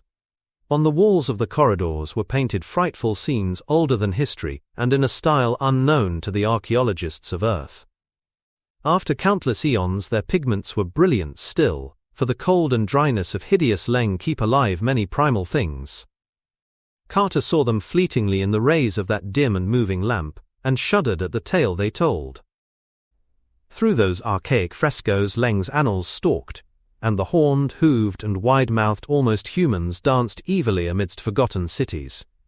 There were scenes of old wars, wherein Leng's almost humans fought with the bloated purple spiders of the neighboring vales. And there were scenes also of the coming of the black galleys from the moon, and of the submission of Leng's people to the polypus and amorphous blasphemies that hopped and floundered and wriggled out of them. Those slippery greyish-white blasphemies they worshipped as gods, nor ever complained when scores of their best and fatted males were taken away in the black galleys. The monstrous moon-beasts made their camp on a jagged isle in the sea, and Carter could tell from the frescoes that this was none other than the lone, nameless rock he had seen when sailing to Inquinoc, that grey accursed rock which Inquinoc's seamen shun, and from which vile howlings reverberate all through the night. And in those frescoes was shown the great seaport and capital of the almost humans, proud and pillared betwixt the cliffs and the basalt wharves, and wondrous with high fanes and carven palaces. Great gardens and columned streets led from the cliffs and from each of the 6 sphinx-crowned gates to a vast central plaza, and in that plaza was a pair of winged colossal lions, guarding the top of a subterrane staircase. Again and again were those huge winged lions shown, their mighty flanks of diorite glistening in the grey twilight of the day and the cloudy phosphorescence of the night, and as Carter stumbled past their frequent and repeated pictures, it came to him at last what indeed they were, and what city it was that the almost humans had ruled so anciently before the coming of the black galleys. There could be no mistake, for the legends of Dreamland are generous and profuse.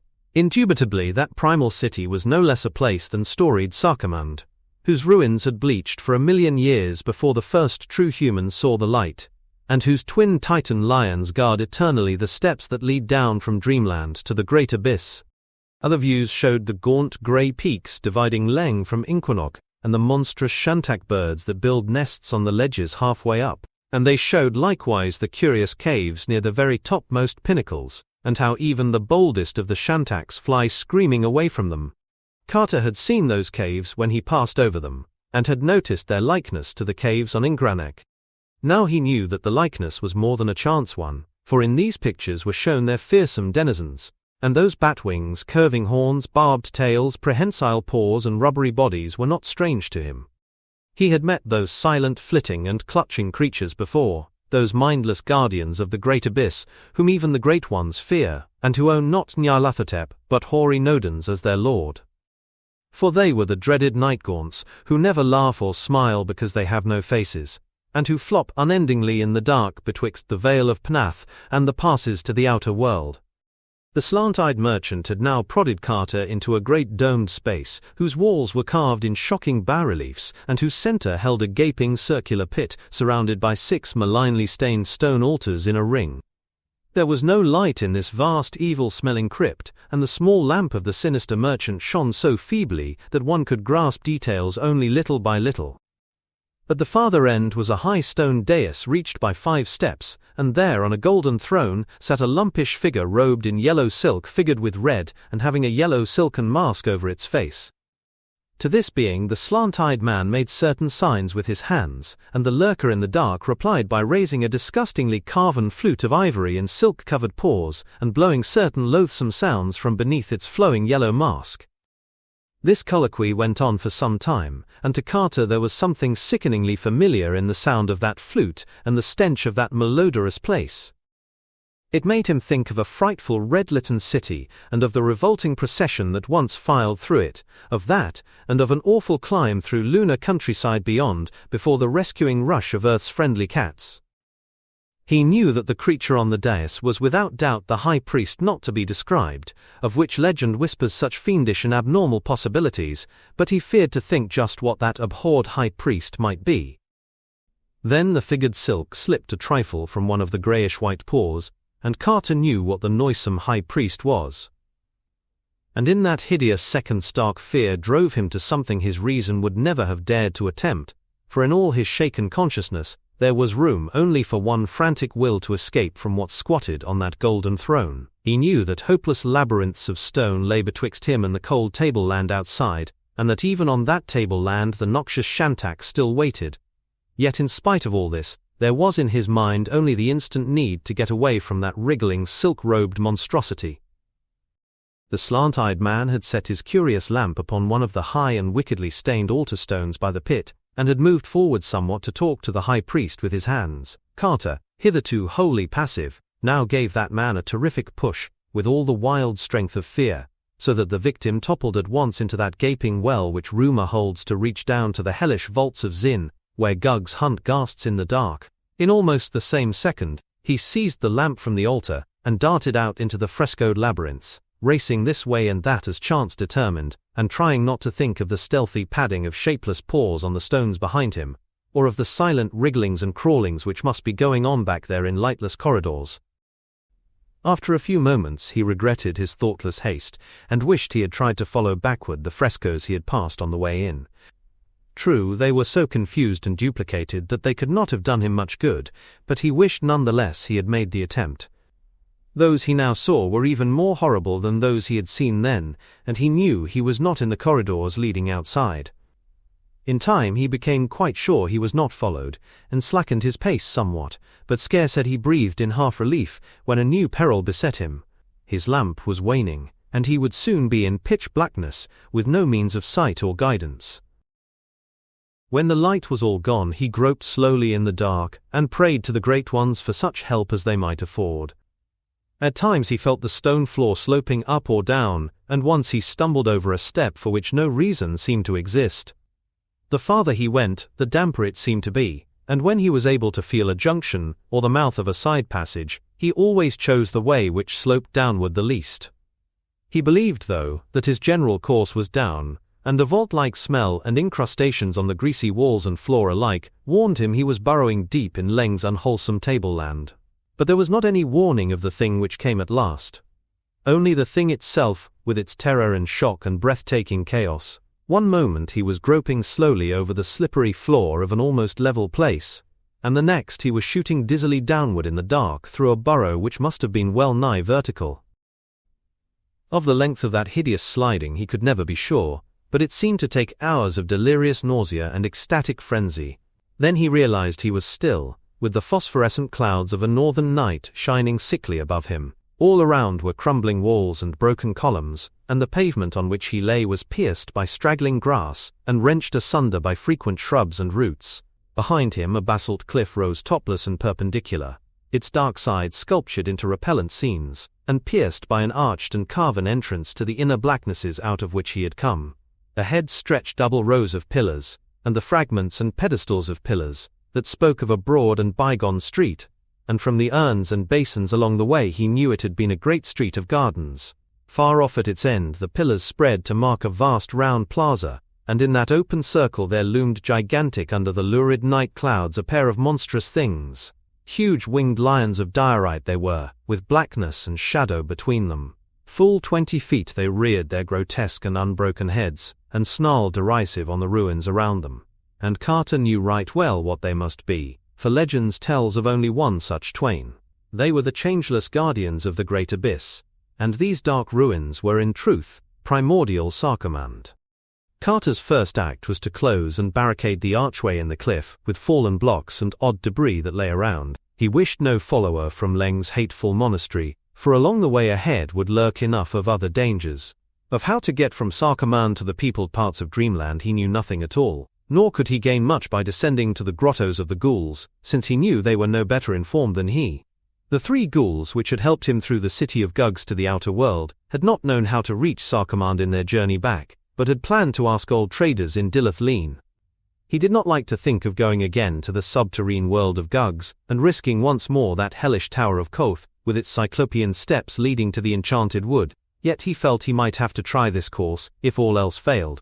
Over Long's plateau past the lone monastery he dared not go unaided, for the high priest's emissaries must be many, while at the journey's end there would no doubt be the Shantaks and perhaps other things to deal with. If he could get a boat, he might sail back to Inquinoc past the jagged and hideous rock in the sea, for the primal frescoes in the monastery labyrinth had shown that this frightful place lies not far from Sarkamun's basalt quays. But to find a boat in this eon-deserted city was no probable thing, and it did not appear likely that he could ever make one. Such were the thoughts of Randolph Carter, when a new impression began beating upon his mind. All this while, there had stretched before him the great corpse-like width of fabled Sarkamand, with its black broken pillars and crumbling sphinx-crowned gates and titan stones, and monstrous winged lions against the sickly glow of those luminous night clouds. Now he saw far ahead, and on the right, a glow that no clouds could account for, and knew he was not alone in the silence of that dead city. The glow rose and fell fitfully, flickering with a greenish tinge which did not reassure the watcher. And when he crept closer, down the littered street and through some narrow gaps between tumbled walls, he perceived that it was a campfire near the wharves with many vague forms clustered darkly around it, and a lethal odor hanging heavily over all. Beyond was the oily lapping of the harbor water, with a great ship riding at anchor, and Carter paused in stark terror when he saw that the ship was indeed one of the dreaded black galleys from the moon. Then, just as he was about to creep back from that detestable flame, he saw a stirring among the vague dark forms, and heard a peculiar and unmistakable sound. It was the frightened meeping of a ghoul, and in a moment it had swelled to a veritable chorus of anguish. Secure as he was in the shadow of monstrous ruins, Carter allowed his curiosity to conquer his fear, and crept forward again, instead of retreating. Once in crossing an open street, he wriggled worm-like on his stomach, and in another place he had to rise to his feet, to avoid making a noise among heaps of fallen marble. But always he succeeded in avoiding discovery, so that in a short time he had found a spot behind a Titan pillar whence he could watch the whole green-litten scene of action. There, around a hideous fire fed by the obnoxious stems of lunar fungi, there squatted a stinking circle of the toad-like moon beasts and their almost human slaves. Some of these slaves were heating curious iron spears in the leaping flames, and at intervals applying their white-hot points to 3 tightly trussed prisoners that lay writhing before the leaders of the party. From the motions of their tentacles, Carter could see that the blunt-snouted moonbeasts were enjoying the spectacle hugely, and vast was his horror when he suddenly recognized the frantic meeping, and knew that the tortured ghouls were none other than the faithful trio which had guided him safely from the abyss, and had thereafter set out from the enchanted wood to find Sarkamand and the gate to their native deeps. The number of malodorous moonbeasts about that greenish fire was very great, and Carter saw that he could do nothing now to save his former allies. Of how the ghouls had been captured he could not guess, but fancied that the grey toad-like blasphemies had heard them inquire in Dilith Leen concerning the way to Sarkamand, and had not wished them to approach so closely the hateful plateau of Leng and the high priest, not to be described. For a moment he pondered on what he ought to do, and recalled how near he was to the gate of the ghouls' Black Kingdom. Clearly it was wisest to creep east to the Plaza of Twin Lions and descend at once to the Gulf, where assuredly he would meet no horrors worse than those above, and where he might soon find ghouls eager to rescue their brethren, and perhaps to wipe out the moonbeasts from the Black Galley. It occurred to him that the portal, like other gates to the abyss, might be guarded by flocks of night gaunts, but he did not fear these faceless creatures now. He had learned that they are bound by solemn treaties with the ghouls, and the ghoul which was Pickman had taught him how to glibber a password they understood. So Carter began another silent crawl through the ruins, edging slowly toward the great central plaza and the winged lions. It was ticklish work, but the moonbeasts were pleasantly busy, and did not hear the slight noises which he twice made by accident among the scattered stones. At last he reached the open space, and picked his way among the stunted trees and vines that had grown up therein. The gigantic lions loomed terrible above him, in the sickly glow of the phosphorescent night clouds, but he manfully persisted toward them, and presently crept round to their faces, knowing it was on that side he would find the mighty darkness which they guard.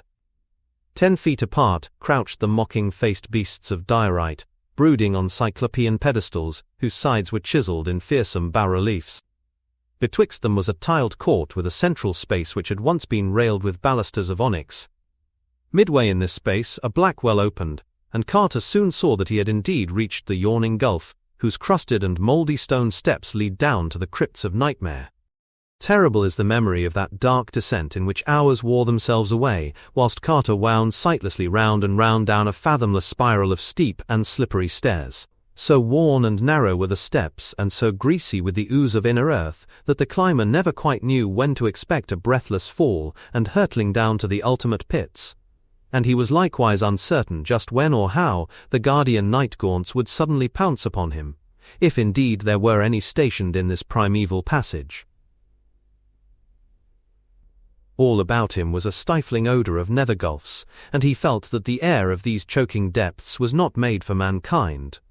In time he became very numb and somnolent, moving more from automatic impulse than from reasoned will. Nor did he realize any change when he stopped moving altogether as something quietly seized him from behind. He was flying very rapidly through the air before a malevolent tickling told him that the rubbery night-gaunts had performed their duty.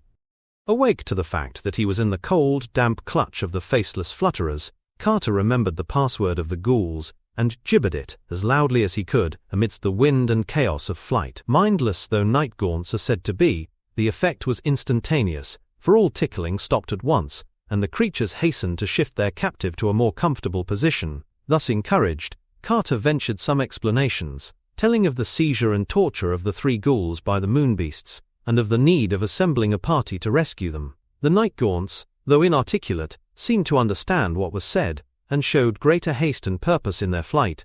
Suddenly the dense blackness gave place to the grey twilight of inner earth, and there opened up ahead one of those flat, sterile plains on which ghouls love to squat and gnaw. Scattered tombstones and osseous fragments told of the denizens of that place, and as Carter gave a loud meep of urgent summons, a score of burrows emptied forth their leathery, dog-like tenants. The night-gaunts now flew low, and set their passenger upon his feet, afterward withdrawing a little, and forming a hunched semicircle on the ground while the ghouls greeted the newcomer. Carter gibbered his message rapidly and explicitly to the grotesque company, and 4 of them at once departed through different burrows to spread the news to others and gather such troops as might be available for a rescue. After a long wait, a ghoul of some importance appeared, and made significant signs to the night-gaunts, causing 2 of the latter to fly off into the dark. Thereafter there were constant accessions to the hunched flock of night-gaunts on the plain, till at length the slimy soil was fairly black with them. Meanwhile fresh ghouls crawled out of the burrows one by one, all gibbering excitedly, and forming in crude battle array not far from the huddled night-gaunts. In time there appeared that proud and influential ghoul, which was once the artist Richard Pickman of Boston, and to him Carter gibbered a very full account of what had occurred. The erstwhile Pickman, pleased to greet his ancient friend again, seemed very much impressed, and held a conference with other chiefs, a little apart from the growing throng. Finally, after scanning the ranks with care, the assembled chiefs all meeped in unison, and began gibbering orders to the crowds of ghouls and night-gaunts. A large detachment of the horned flyers vanished at once, while the rest grouped themselves 2 by 2 on their knees with extended forelegs, awaiting the approach of the ghouls one by one. As each ghoul reached the pair of night-gaunts to which he was assigned, he was taken up and borne away into the blackness, till at last the whole throng had vanished, save for Carter, Pickman, the other chiefs, and a few pairs of night-gaunts. Pickman explained that night-gaunts are the advance guard and battle steeds of the ghouls, and that the army was issuing forth to Sarcommand to deal with the moonbeasts. Then Carter and the ghoulish chiefs approached the waiting bearers, and were taken up by the damp, slippery paws. Another moment and all were whirling in wind and darkness, endlessly up, up, up to the gate of the winged lions and the spectral ruins of primal Sarcommand. When, after a great interval, Carter saw again the sickly light of Sarcommand's nocturnal sky, it was to behold the great central plaza swarming with militant ghouls and night-gaunts. Day, he felt sure, must be almost due, but so strong was the army that no surprise of the enemy would be needed. The greenish flare near the wharves still glimmered faintly, though the absence of ghoulish meeping showed that the torture of the prisoners was over for the nonce. Softly gibbering directions to their steeds, and to the flock of riderless night-gaunts ahead, The ghouls presently rose in wide whirring columns, and swept on over the bleak ruins toward the evil flame. Carter was now beside Pickman in the front rank of ghouls, and saw as they approached the noisome camp, that the moon beasts were totally unprepared. The three prisoners lay bound and inert beside the fire, while their toad-like captors slumped drowsily about in no certain order. The almost human slaves were asleep, even the sentinels shirking a duty which in this realm must have seemed to them merely perfunctory. The final swoop of the night gaunts and mounted ghouls was very sudden, each of the greyish toad-like blasphemies, and their almost human slaves being seized by a group of night gaunts before a sound was made. The moon beasts, of course, were voiceless, and even the slaves had little chance to scream before rubbery paws choked them into silence. Horrible were the writhings of those great jellyish abnormalities, as the sardonic night gaunts clutched them, but nothing availed against the strength of those black prehensile talons. When a moon beast writhed too violently, a night gaunt would seize and pull its quivering pink tentacles, which seemed to hurt so much that the victim would cease its struggles. Carter expected to see much slaughter, but found that the ghouls were far subtler in their plans. They gibbered certain simple orders to the night gaunts which held the captives, trusting the rest to instinct, and soon the hapless creatures were borne silently away into the great abyss, to be distributed impartially amongst the doles, gugs, ghasts, and other dwellers in darkness, whose modes of nourishment are not painless to their chosen victims. Meanwhile, the three bound ghouls had been released and consoled by their conquering kinsfolk, whilst various parties searched the neighborhood for possible remaining moon beasts, and boarded the evil-smelling black galley at the wharf to make sure that nothing had escaped the general defeat. Surely enough, the capture had been thorough, for not a sign of further life could the victors detect. Carter, anxious to preserve a means of access to the rest of Dreamland, urged them not to sink the anchored galley, and this request was freely granted out of gratitude for his act in reporting the plight of the captured trio. On the ship were found some very curious objects and decorations, some of which Carter cast at once into the sea. Ghouls and night gaunts now formed themselves in separate groups, the former questioning their rescued fellows anent past happenings. It appeared that the three had followed Carter's directions, and proceeded from the enchanted wood to Dilithleen by way of Ner and the sky, stealing human clothes at a lonely farmhouse, and loping as closely as possible in the fashion of a man's walk. In Dilithleen's taverns their grotesque ways and faces had aroused much comment, but they had persisted in asking the way to Sarkomand, until at last an old traveller was able to tell them. Then they knew that only a ship for Lilag Leng would serve their purpose, and prepared to wait patiently for such a vessel. But evil spies had doubtless reported much, for shortly a black galley put into port, and the wide-mouthed ruby merchants invited the ghouls to drink with them in a tavern. Wine was produced from one of those sinister bottles grotesquely carven from a single ruby, and after that the ghouls found themselves prisoners on the black galley as Carter had once found himself. This time, however, the unseen rowers steered not for the moon but for antique Sarkomand, bent evidently on taking their captives before the high priest not to be described. They had touched at the jagged rock in the northern sea which equinox mariners shun, and the ghouls had there seen for the first time the red masters of the ship, being sickened, despite their own callousness, by such extremes of malign shapelessness and fearsome odor. There too were witnessed the nameless pastimes of the toad-like resident garrison, such pastimes as give rise to the night howlings which men fear. After that had come the landing at ruined Sarkomand, and the beginning of the tortures, whose continuance the present rescue had prevented. Future plans were next discussed, the three rescued ghouls suggesting a raid on the jagged rock, and the extermination of the toad-like garrison there. To this, however, the night gaunts objected, since the prospect of flying over water did not please them. Most of the ghouls favored the design, but were at a loss how to follow it, without the help of the winged night gaunts. Thereupon Carter, seeing that they could not navigate the anchored galley, offered to teach them the use of the great banks of oars, to which proposal they eagerly assented. Grey day had now come, and under that leaden northern sky a picked detachment of ghouls filed into the noisome ship and took their seats on the rowers' benches. Carter found them fairly apt at learning, and before night had risked several experimental trips around the harbour.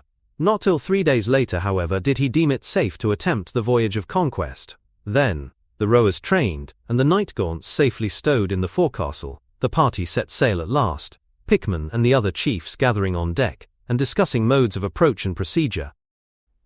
On the very first night, the howlings from the rock were heard.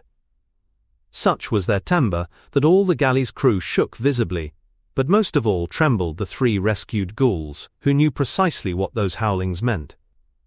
It was not thought best to attempt an attack by night, so the ship lay to under the phosphorescent clouds to wait for the dawn of a greyish day.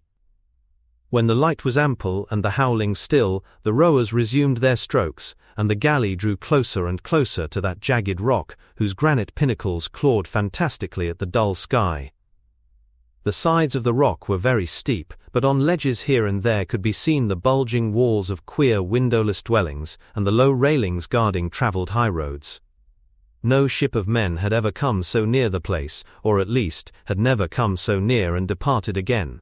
But Carter and the ghouls were void of fear and kept inflexibly on, rounding the eastern face of the rock and seeking the wharves which the rescued trio described as being on the southern side within a harbour formed of steep headlands. The headlands were prolongations of the island proper, and came so closely together that only one ship at a time might pass between them. There seemed to be no watchers on the outside, so the galley was steered boldly through the flume-like strait and into the stagnant putrid harbour beyond. Here, however, all was bustle and activity, with several ships lying at anchor along a forbidding stone quay, and scores of almost human slaves and moonbeasts by the waterfront, handling crates and boxes, or driving nameless and fabulous horrors hitched to lumbering lorries. There was a small stone town hewn out of the vertical cliff above the wharves, with the start of a winding road that spiraled out of sight toward higher ledges of the rock. Of what lay inside that prodigious peak of granite none might say, but the things one saw on the outside were far from encouraging. At sight of the incoming galley, the crowds on the wharves displayed much eagerness, those with eyes staring intently, and those without eyes wriggling their pink tentacles expectantly. They did not, of course, realize that the black ship had changed hands, for ghouls look much like the horned and hooved almost humans, and the night gaunts were all out of sight below. By this time the leaders had fully formed a plan, which was to loose the night gaunts as soon as the wharf was touched, and then to sail directly away, leaving matters wholly to the instincts of those almost mindless creatures. Marooned on the rock, the horned flyers would first of all seize whatever living things they found there, and afterward, quite helpless to think except in terms of the homing instinct, would forget their fear of water, and fly swiftly back to the abyss, bearing their noisome prey to appropriate destinations in the dark, from which not much would emerge alive. The ghoul that was Pickman now went below and gave the night gaunts their simple instructions, while the ship drew very near to the ominous and malodorous wharves. Presently a fresh stir rose along the waterfront, and Carter saw that the motions of the galley had begun to excite suspicion. Evidently the steersman was not making for the right dock, and probably the watchers had noticed the difference between the hideous ghouls and the almost human slaves whose places they were taking. Some silent alarm must have been given, for almost at once a horde of the mephitic moonbeasts began to pour from the little black doorways of the windowless houses and down the winding road at the right. A rain of curious javelins struck the galley as the prow hit the wharf, felling 2 ghouls and slightly wounding another, but at this point all the hatches were thrown open to emit a black cloud of whirring night gaunts, which swarmed over the town like a flock of horned and cyclopean bats. The jellyish moonbeasts had procured a great pole, and were trying to push off the invading ship, but when the night gaunts struck them, they thought of such things no more. It was a very terrible spectacle to see those faceless and rubbery ticklers at their pastime, and tremendously impressive to watch the dense cloud of them spreading through the town and up the winding roadway to the reaches above.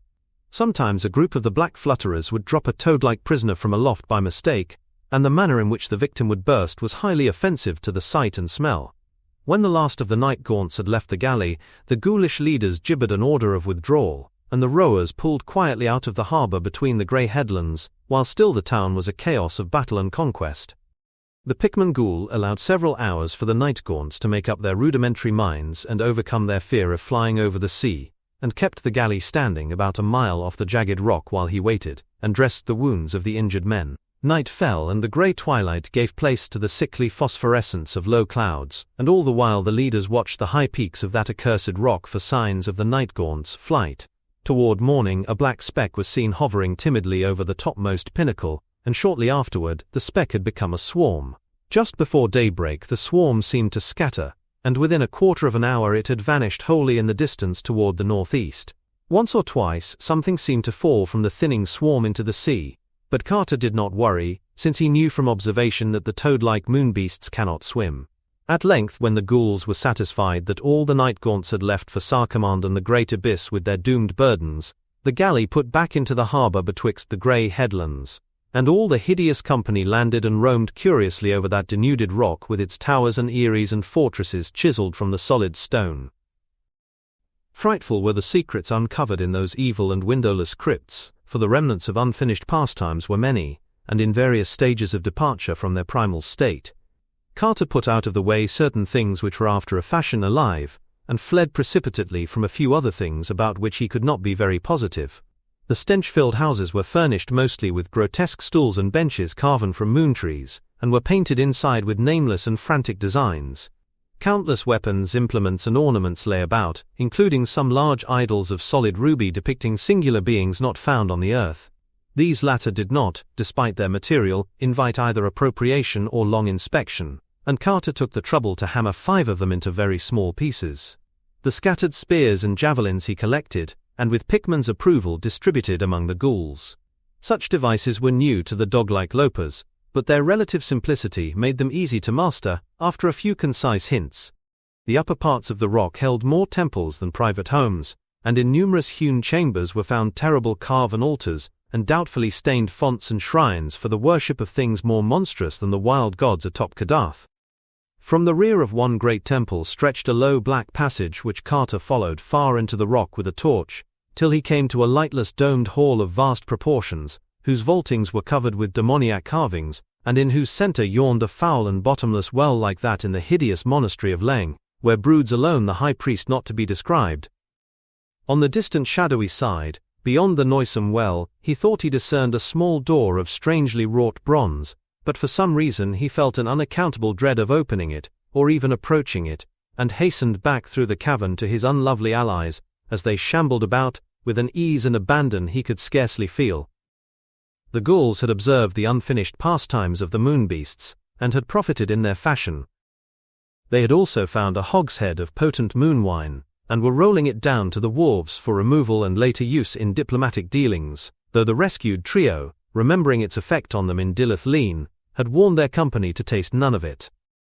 Of rubies from lunar mines there was a great store, both rough and polished, in one of the vaults near the water, but when the ghouls found they were not good to eat, they lost all interest in them. Carter did not try to carry any away, since he knew too much about those which had mined them. Suddenly there came an excited meeping from the sentries on the wharves, and all the loathsome foragers turned from their tasks, to stare seaward and cluster round the waterfront. Betwixt the grey headlands a fresh black galley was rapidly advancing, and it would be but a moment before the almost humans on deck would perceive the invasion of the town, and give the alarm to the monstrous things below. Fortunately the ghouls still bore the spears and javelins which Carter had distributed amongst them, and at his command, sustained by the being that was Pickman, they now formed a line of battle, and prepared to prevent the landing of the ship. Presently a burst of excitement on the galley told of the crew's discovery of the changed state of things, and the instant stoppage of the vessel proved that the superior numbers of the ghouls had been noted and taken into account. After a moment of hesitation the newcomers silently turned, and passed out between the headlands again, but not for an instant did the ghouls imagine that the conflict was averted. Either the dark ship would seek reinforcements, or the crew would try to land elsewhere on the island. Hence a party of scouts was at once sent up toward the pinnacle to see what the enemy's course would be. In a very few minutes a ghoul returned breathless to say that the moon beasts and almost humans were landing on the outside of the more easterly of the rugged grey headlands, and ascending by hidden paths and ledges, which a goat could scarcely tread in safety.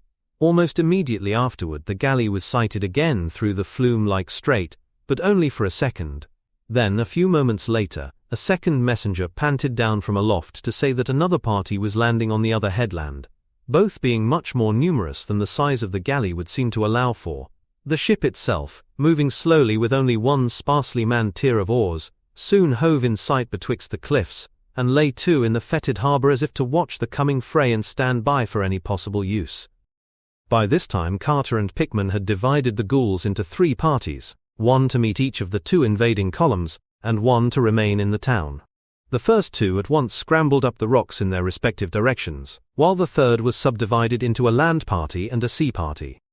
The sea party, commanded by Carter, boarded the anchored galley and rowed out to meet the undermanned galley of the newcomers, whereat the latter retreated through the strait to the open sea. Carter did not at once pursue it, for he knew he might be needed more acutely near the town.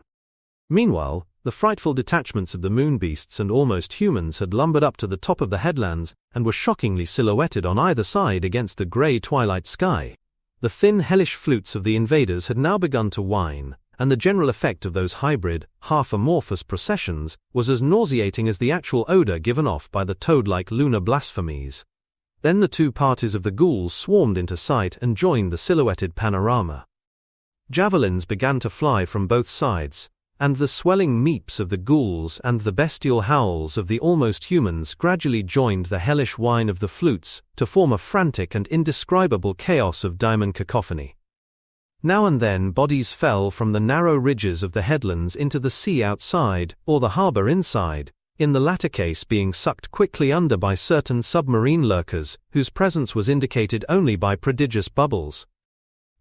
For half an hour this dual battle raged in the sky, till upon the west cliff the invaders were completely annihilated.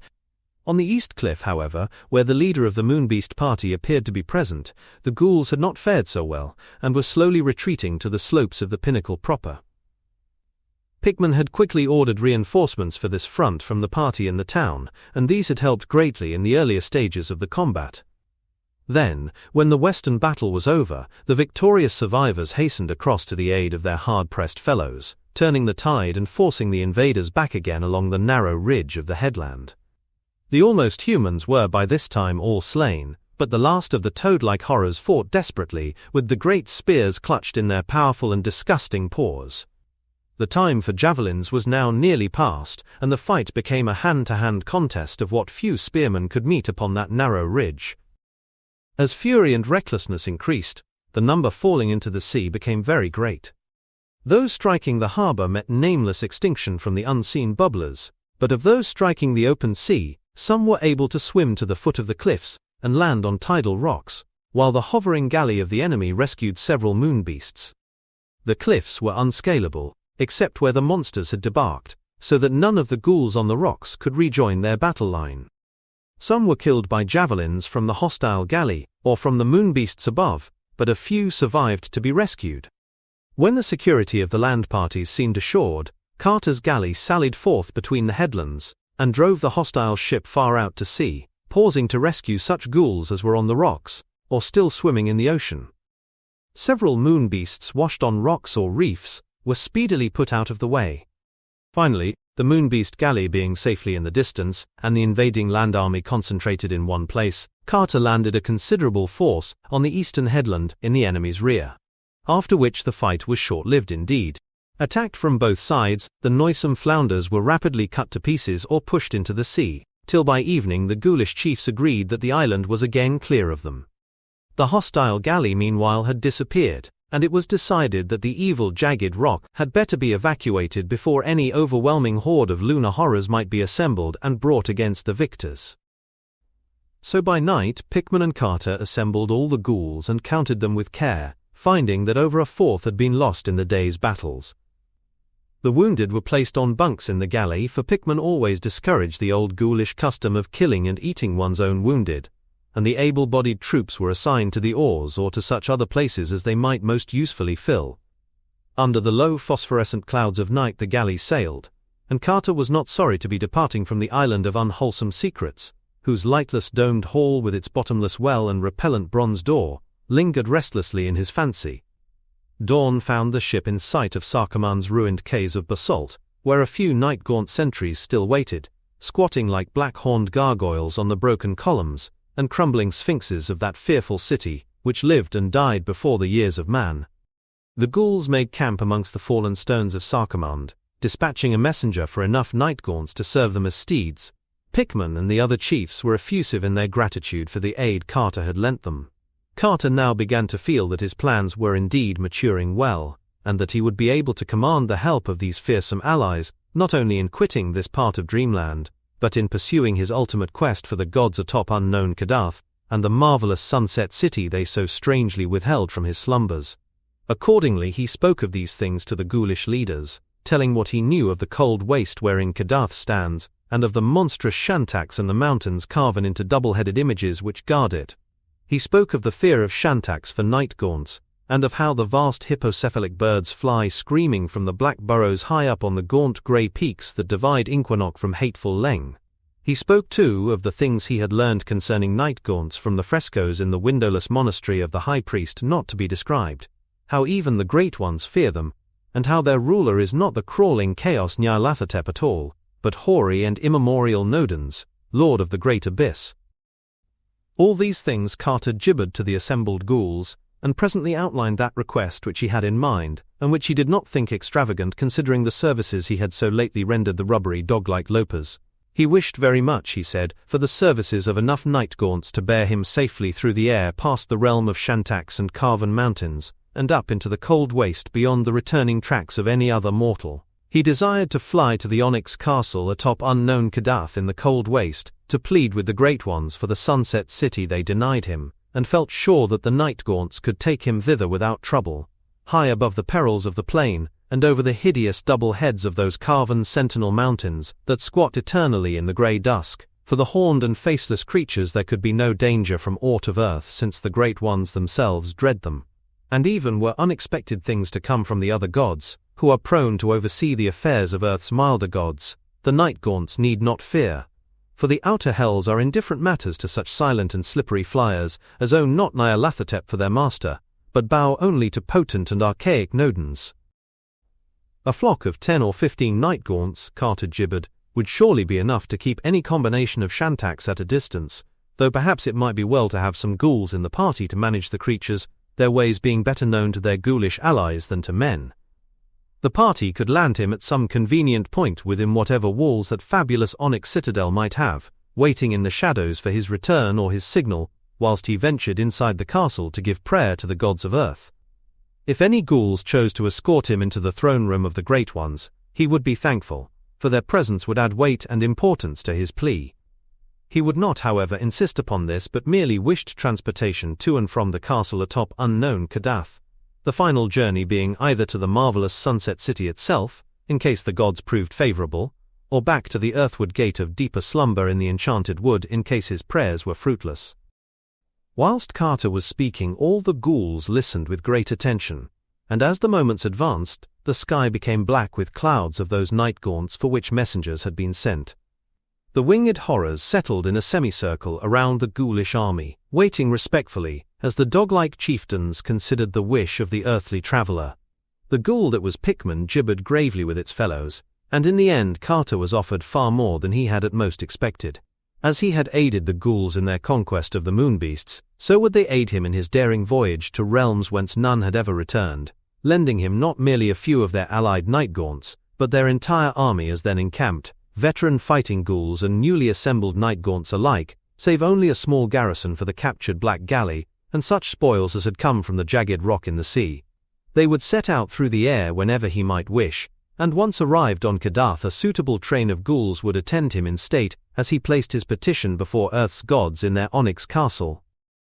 Moved by a gratitude and satisfaction beyond words, Carter made plans with the ghoulish leaders for his audacious voyage. The army would fly high, they decided, over hideous Leng with its nameless monastery and wicked stone villages, stopping only at the vast grey peaks to confer with the Shantak frightening night gaunts, whose burrows honeycombed their summits. They would then, according to what advice they might receive from those denizens, choose their final course, approaching unknown Kadath either through the desert of carven mountains north of Inquinoc, or through the more northerly reaches of repulsive Leng itself. Dog-like and soulless as they are, the ghouls and night gaunts had no dread of what those untrodden deserts might reveal, nor did they feel any deterring awe at the thought of Kadath towering lone with its onyx castle of mystery. About midday the ghouls and night gaunts prepared for flight, each ghoul selecting a suitable pair of horned steeds to bear him. Carter was placed well up toward the head of the column beside Pickman, and in front of the whole, a double line of riderless night gaunts was provided as a vanguard. At a brisk meet from Pickman, the whole shocking army rose in a nightmare cloud above the broken columns and crumbling sphinxes of primordial Sarkamand. Higher and higher, till even the great basalt cliff behind the town was cleared, and the cold, sterile tableland of Leng's outskirts laid open to sight. Still higher flew the black host, till even this tableland grew small beneath them, and as they worked northward over that wind-swept plateau of horror, Carter saw once again with a shudder the circle of crude monoliths, and the squat windowless building which he knew held that frightful silken-masked blasphemy, from whose clutches he had so narrowly escaped. This time no descent was made, as the army swept bat-like over the sterile landscape, passing the feeble fires of the unwholesome stone villages at a great altitude, and pausing not at all to mark the morbid twistings of the hooved, horned, almost humans that dance and pipe eternally therein. Once they saw a shantak bird flying low over the plain, but when it saw them it screamed noxiously and flapped off to the north in grotesque panic. At dusk they reached the jagged grey peaks that form the barrier of Inquinoc, and hovered about these strange caves near the summits which Carter recalled as so frightful to the shantaks. At the insistent meeping of the ghoulish leaders there issued forth from each lofty burrow a stream of horned black flyers, with which the ghouls and night-gaunts of the party conferred at length by means of ugly gestures. It soon became clear that the best course would be that over the cold waste north of Inquinoc, for Leng's northward reaches are full of unseen pitfalls that even the night-gaunts dislike, abysmal influences centering in certain white hemispherical buildings on curious knolls, which common folklore associates unpleasantly with the other gods and their crawling chaos Nyarlathotep. Of Kadath the flutterers of the peaks knew almost nothing, save that there must be some mighty marvel toward the north, over which the Shantaks and the Carven Mountains stand guard. They hinted at rumored abnormalities of proportion in those trackless leagues beyond, and recalled vague whispers of a realm where night broods eternally, but of definite data they had nothing to give, so Carter and his party thanked them kindly, and crossing the topmost granite pinnacles to the skies of Inquinoc, dropped below the level of the phosphorescent night clouds, and beheld in the distance those terrible squatting gargoyles, that were mountains, till some titan hand carved fright into their virgin rock. There they squatted in a hellish half-circle, their legs on the desert sand and their mitres piercing the luminous clouds, sinister, wolf-like and double-headed, with faces of fury and right hands raised, dully and malignly watching the rim of man's world and guarding with horror the reaches of a cold northern world that is not man's. From their hideous laps rose evil shantaks of elephantine bulk, but these all fled with insane titters, as the vanguard of night-gaunts was sighted in the misty sky. Northward above those gargoyle mountains the army flew, and over leagues of dim desert, where never a landmark rose, less and less luminous grew the clouds, till at length Carter could see only blackness around him, but never did the winged steeds falter, bred as they were in earth's blackest crypts, and seeing not with any eyes, but with the whole dank surface of their slippery forms. On and on they flew, past winds of dubious scent and sounds of dubious import, ever in thickest darkness, and covering such prodigious spaces that Carter wondered whether or not they could still be within Earth's dreamland. Then suddenly the clouds thinned and the stars shone spectrally above. All below was still black, but those pallid beacons in the sky seemed alive with a meaning and directiveness they had never possessed elsewhere. It was not that the figures of the constellations were different, but that the same familiar shapes now revealed a significance they had formerly failed to make plain. Everything focused toward the north. Every curve and asterism of the glittering sky became part of a vast design, whose function was to hurry first the eye, and then the whole observer onward to some secret and terrible goal of convergence beyond the frozen waste that stretched endlessly ahead. Carter looked toward the east where the great ridge of barrier peaks had towered along all the length of Inquinoc, and saw against the stars a jagged silhouette which told of its continued presence. It was more broken now, with yawning clefts and fantastically erratic pinnacles, and Carter studied closely the suggestive turnings and inclinations of that grotesque outline, which seemed to share with the stars some subtle northward urge. They were flying past at a tremendous speed, so that the watcher had to strain hard to catch details, when all at once he beheld just above the line of the topmost peaks, a dark and moving object against the stars, whose course exactly paralleled that of his own bizarre party. The ghouls had likewise glimpsed it, for he heard their low gibbering all about him, and for a moment he fancied the object was a gigantic shantak, of a size vastly greater than that of the average specimen. Soon, however, he saw that this theory would not hold, for the shape of the thing above the mountains was not that of any hippocephalic bird. Its outline against the stars, necessarily vague as it was, resembled rather some huge mitred head, or pair of heads infinitely magnified, and its rapid bobbing flight through the sky seemed most peculiarly a wingless one. Carter could not tell which side of the mountains it was on, but soon perceived that it had parts below the parts he had first seen, since it blotted out all the stars in places where the ridge was deeply cleft. Then came a wide gap in the range, where the hideous reaches of transmontane Leng were joined to the cold waste on this side by a low pass, through which the stars shone wanly.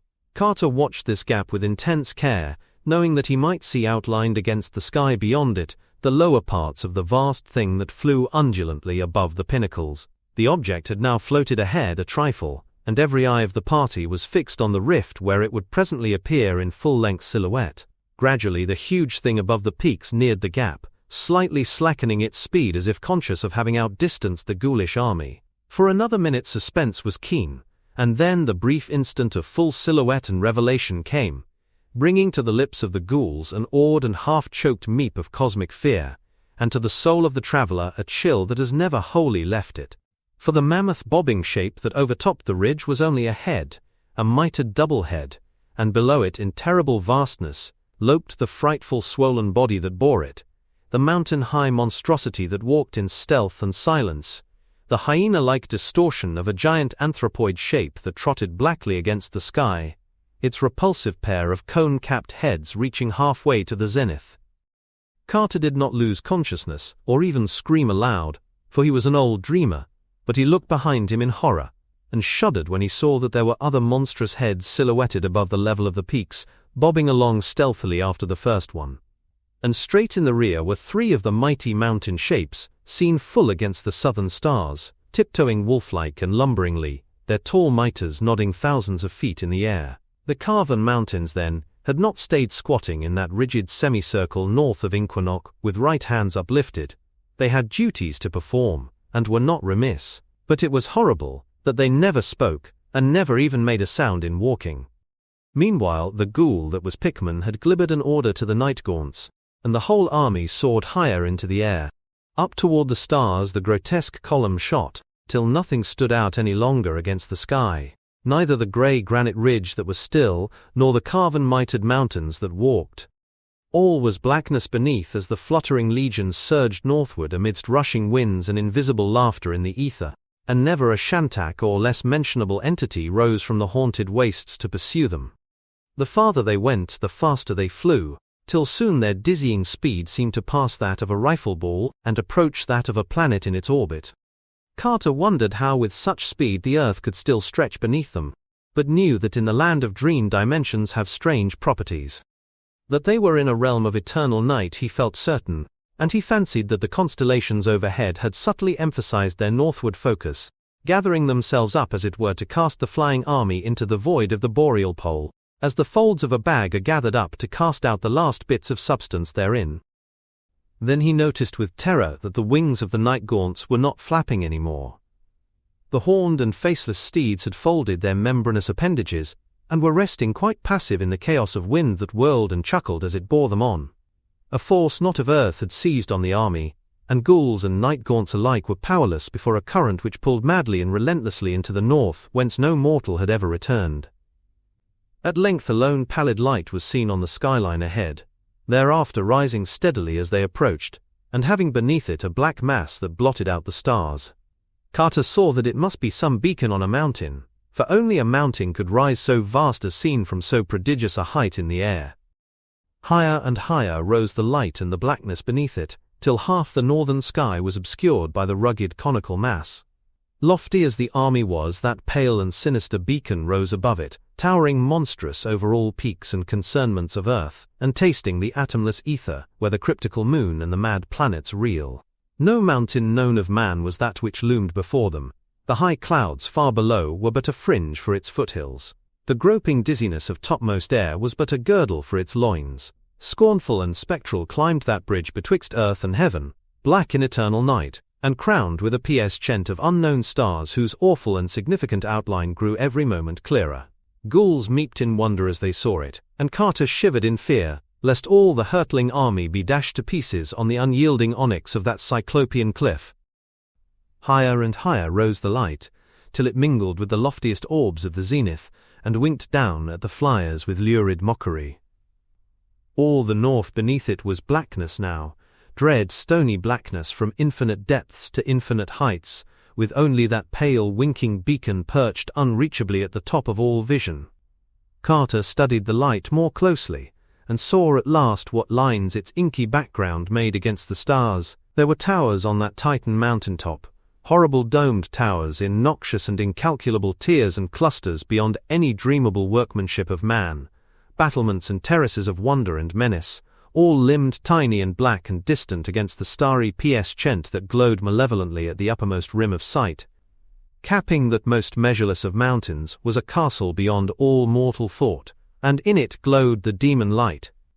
Then Randolph Carter knew that his quest was done, and that he saw above him the goal of all forbidden steps and audacious visions, the fabulous, the incredible home of the great ones atop unknown Kadath.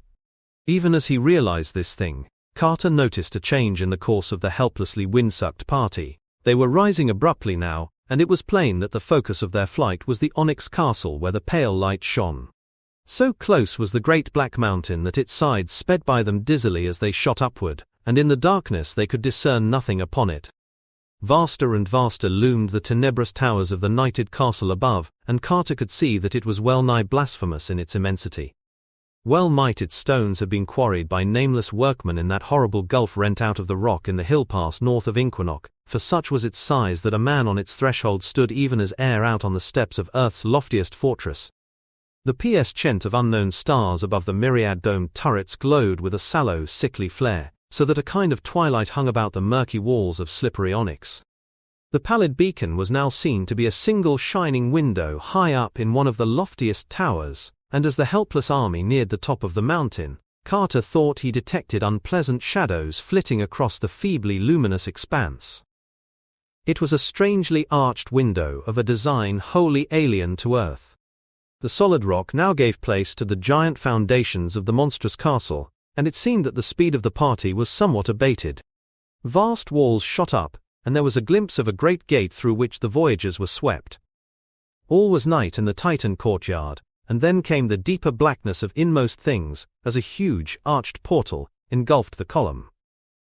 Vortices of cold wind surged dankly through sightless labyrinths of onyx, and Carter could never tell what cyclopean stairs and corridors lay silent along the route of his endless aerial twisting.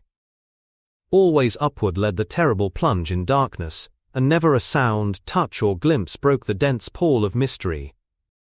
Large as the army of ghouls and night-gaunts was, it was lost in the prodigious voids of that more than earthly castle. And when at last there suddenly dawned around him the lurid light of that single tower room whose lofty window had served as a beacon, it took Carter long to discern the far walls and high distant ceiling, and to realize that he was indeed not again in the boundless air outside.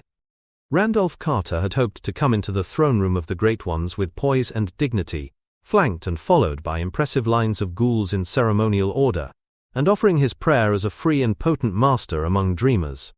He had known that the Great Ones themselves are not beyond a mortal's power to cope with, and had trusted to luck that the other gods and their crawling chaos Nyarlathotep would not happen to come to their aid at the crucial moment, as they had so often done before, when men sought out Earth's gods in their home or on their mountains.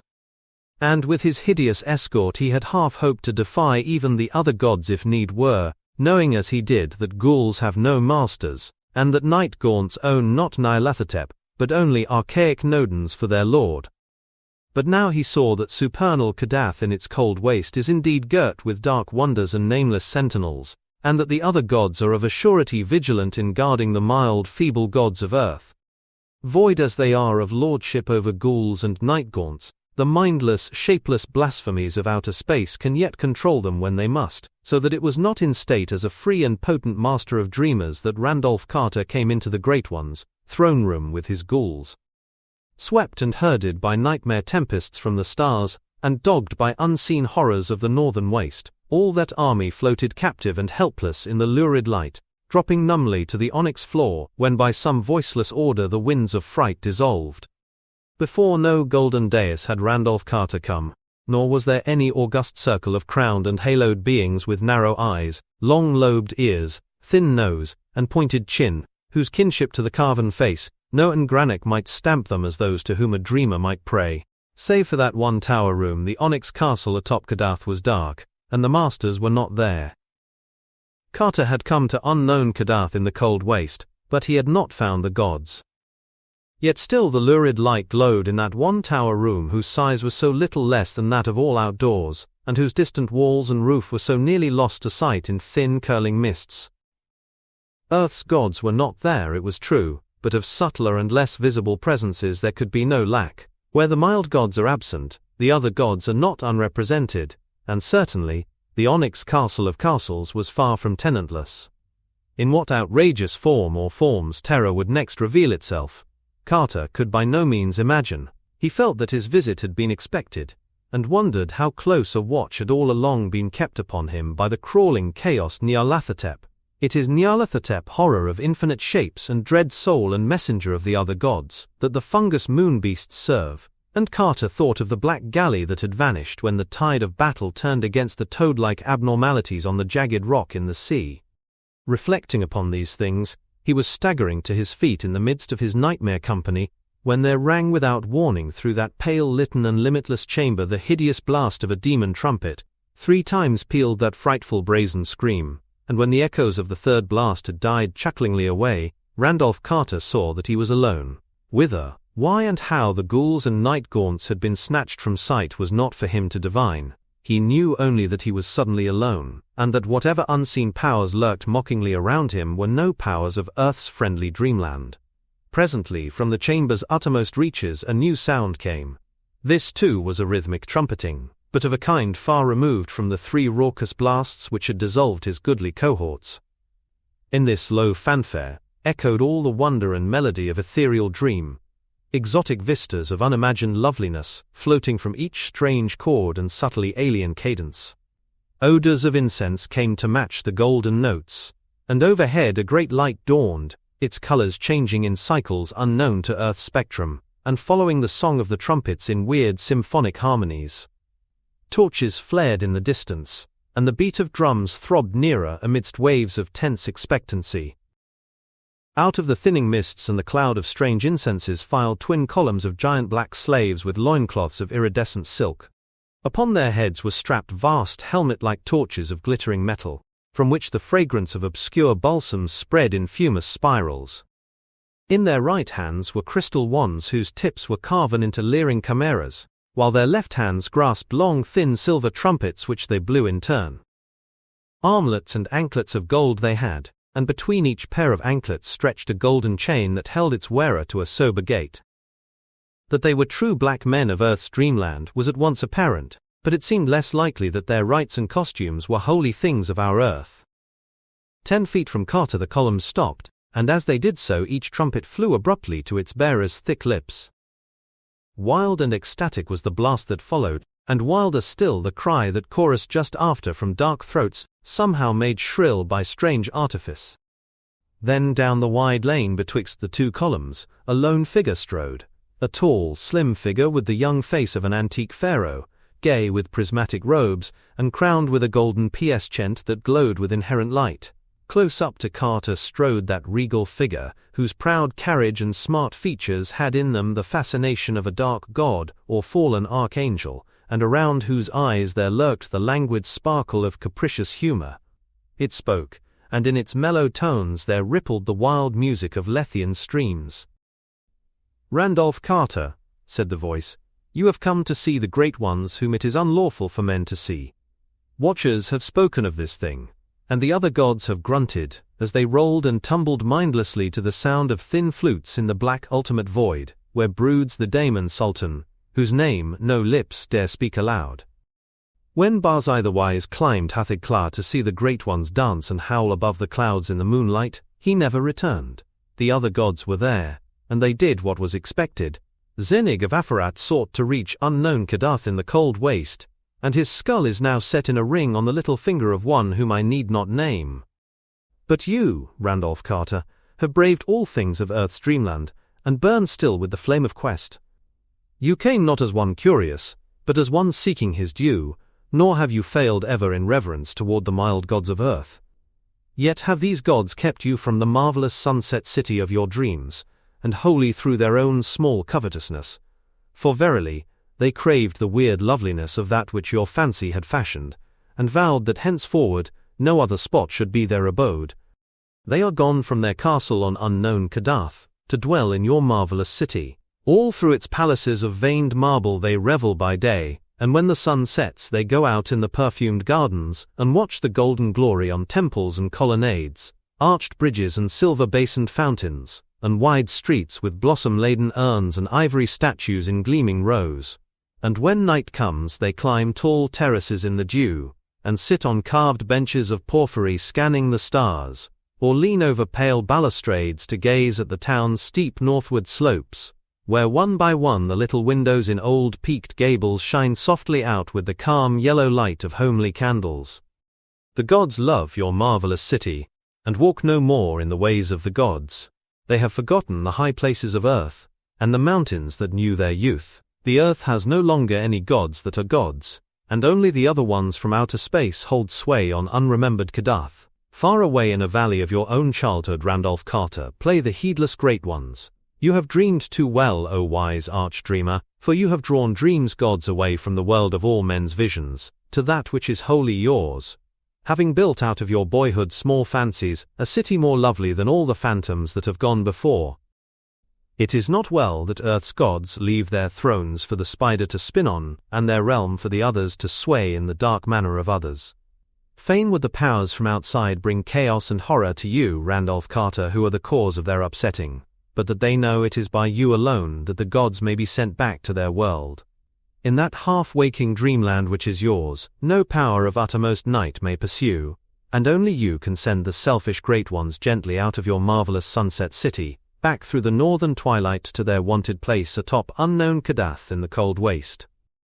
So, Randolph Carter, in the name of the other gods I spare you, and charge you to serve my will. I charge you to seek that sunset city which is yours, and to send thence the drowsy truant gods for whom the dream world waits. Not hard to find is that roseal fever of the gods, that fanfare of supernal trumpets and clash of immortal cymbals, that mystery whose place and meaning have haunted you through the halls of waking and the gulfs of dreaming, and tormented you with hints of vanished memory and the pain of lost things, awesome and momentous.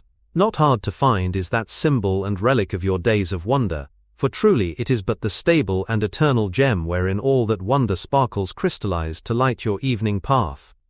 Behold, it is not over unknown seas but back, over well-known years that your quest must go. Back to the bright strange things of infancy, and the quick sun-drenched glimpses of magic that old scenes brought to wide young eyes. For know you, that your gold and marble city of wonder is only the sum of what you have seen and loved in youth. It is the glory of Boston's hillside roofs and western windows aflame with sunset, of the flower-fragrant common, and the great dome on the hill, and the tangle of gables and chimneys in the violet valley where the many-bridged Charles flows drowsily. These things you saw, Randolph Carter, when your nurse first wheeled you out in the springtime, and they will be the last things you will ever see with eyes of memory and of love. And there is antique Salem with its brooding years, and spectral Marblehead scaling its rocky precipices into past centuries, and the glory of Salem's towers and spires seen afar from Marblehead's pastures across the harbor against the setting sun. There is Providence, quaint and lordly on its 7 hills over the blue harbor, with terraces of green leading up to steeples and citadels of living antiquity, and Newport climbing wraith-like from its dreaming breakwater. Arkham is there, with its moss-grown gambrel roofs and the rocky rolling meadows behind it, and antediluvian Kingsport hoary with stacked chimneys and deserted quays and overhanging gables, and the marvel of high cliffs and the milky misted ocean with tolling buoys beyond. Cool vales in Concord, cobbled lanes in Portsmouth, twilight bends of rustic New Hampshire roads where giant elms half-hide white farmhouse walls and creaking well sweeps, Gloucester's salt wharves, and Truro's windy willows. Vistas of distant steepled towns and hills beyond hills along the north shore, hushed stony slopes, and low ivied cottages in the lee of huge boulders in Rhode Island's backcountry.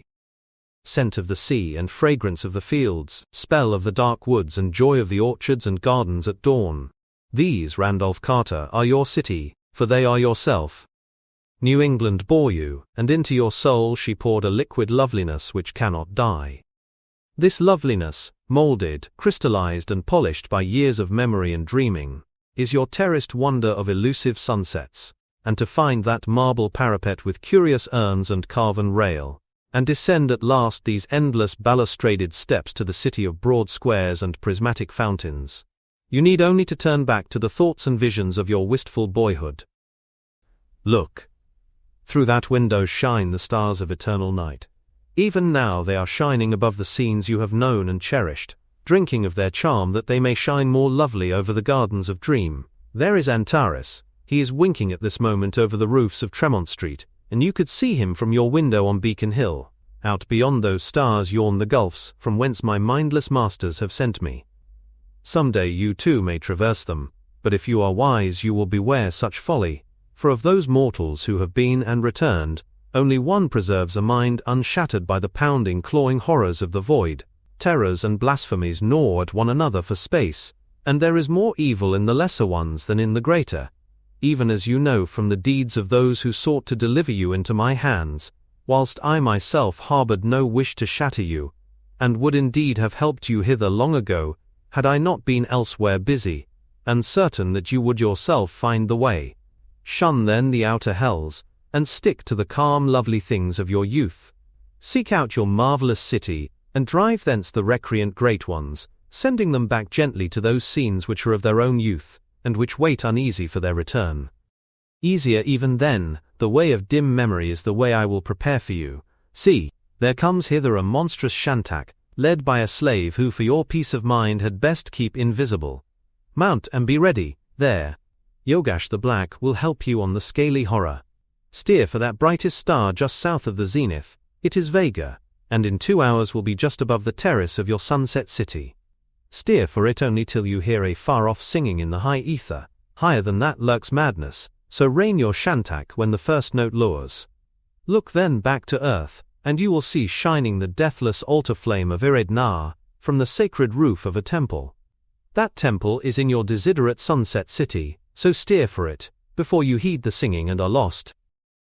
When you draw nigh the city, steer for the same high parapet whence of old you scanned the outspread glory, prodding the shantak till he cry aloud.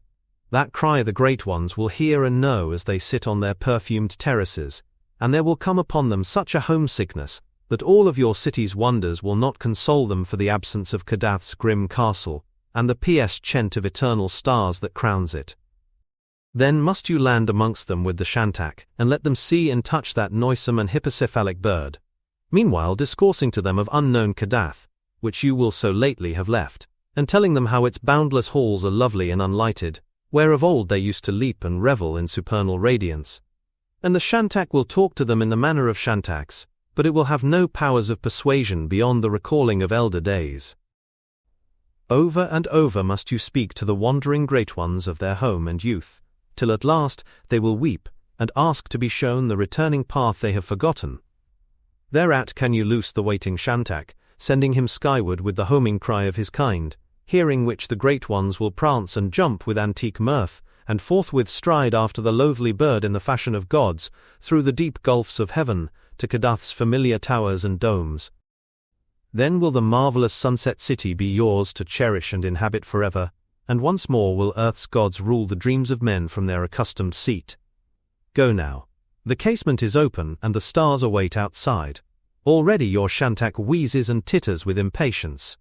Steer for Vega through the night, but turn when the singing sounds. Forget not this warning, lest horrors unthinkable suck you into the gulf of shrieking and ululant madness. Remember the other gods, they are great and mindless and terrible, and lurk in the outer voids. They are good gods to shun. Hey, Ashanta Nai, you are off. Send back earth's gods to their haunts on unknown Kadath, and pray to all space that you may never meet me in my 1,000 other forms. Farewell, Randolph Carter, and beware, for I am Nyarlathotep, the crawling chaos. And Randolph Carter, gasping and dizzy on his hideous shantak, shot screamingly into space toward the cold blue glare of boreal Vega, looking but once behind him at the clustered and chaotic turrets of the onyx nightmare, wherein still glowed the lone lurid light of that window above the air and the clouds of Earth's dreamland. Great polypus horrors slid darkly past, and unseen bat wings beat multitudinous around him, but still he clung to the unwholesome mane of that loathly and hippocephalic scaled bird.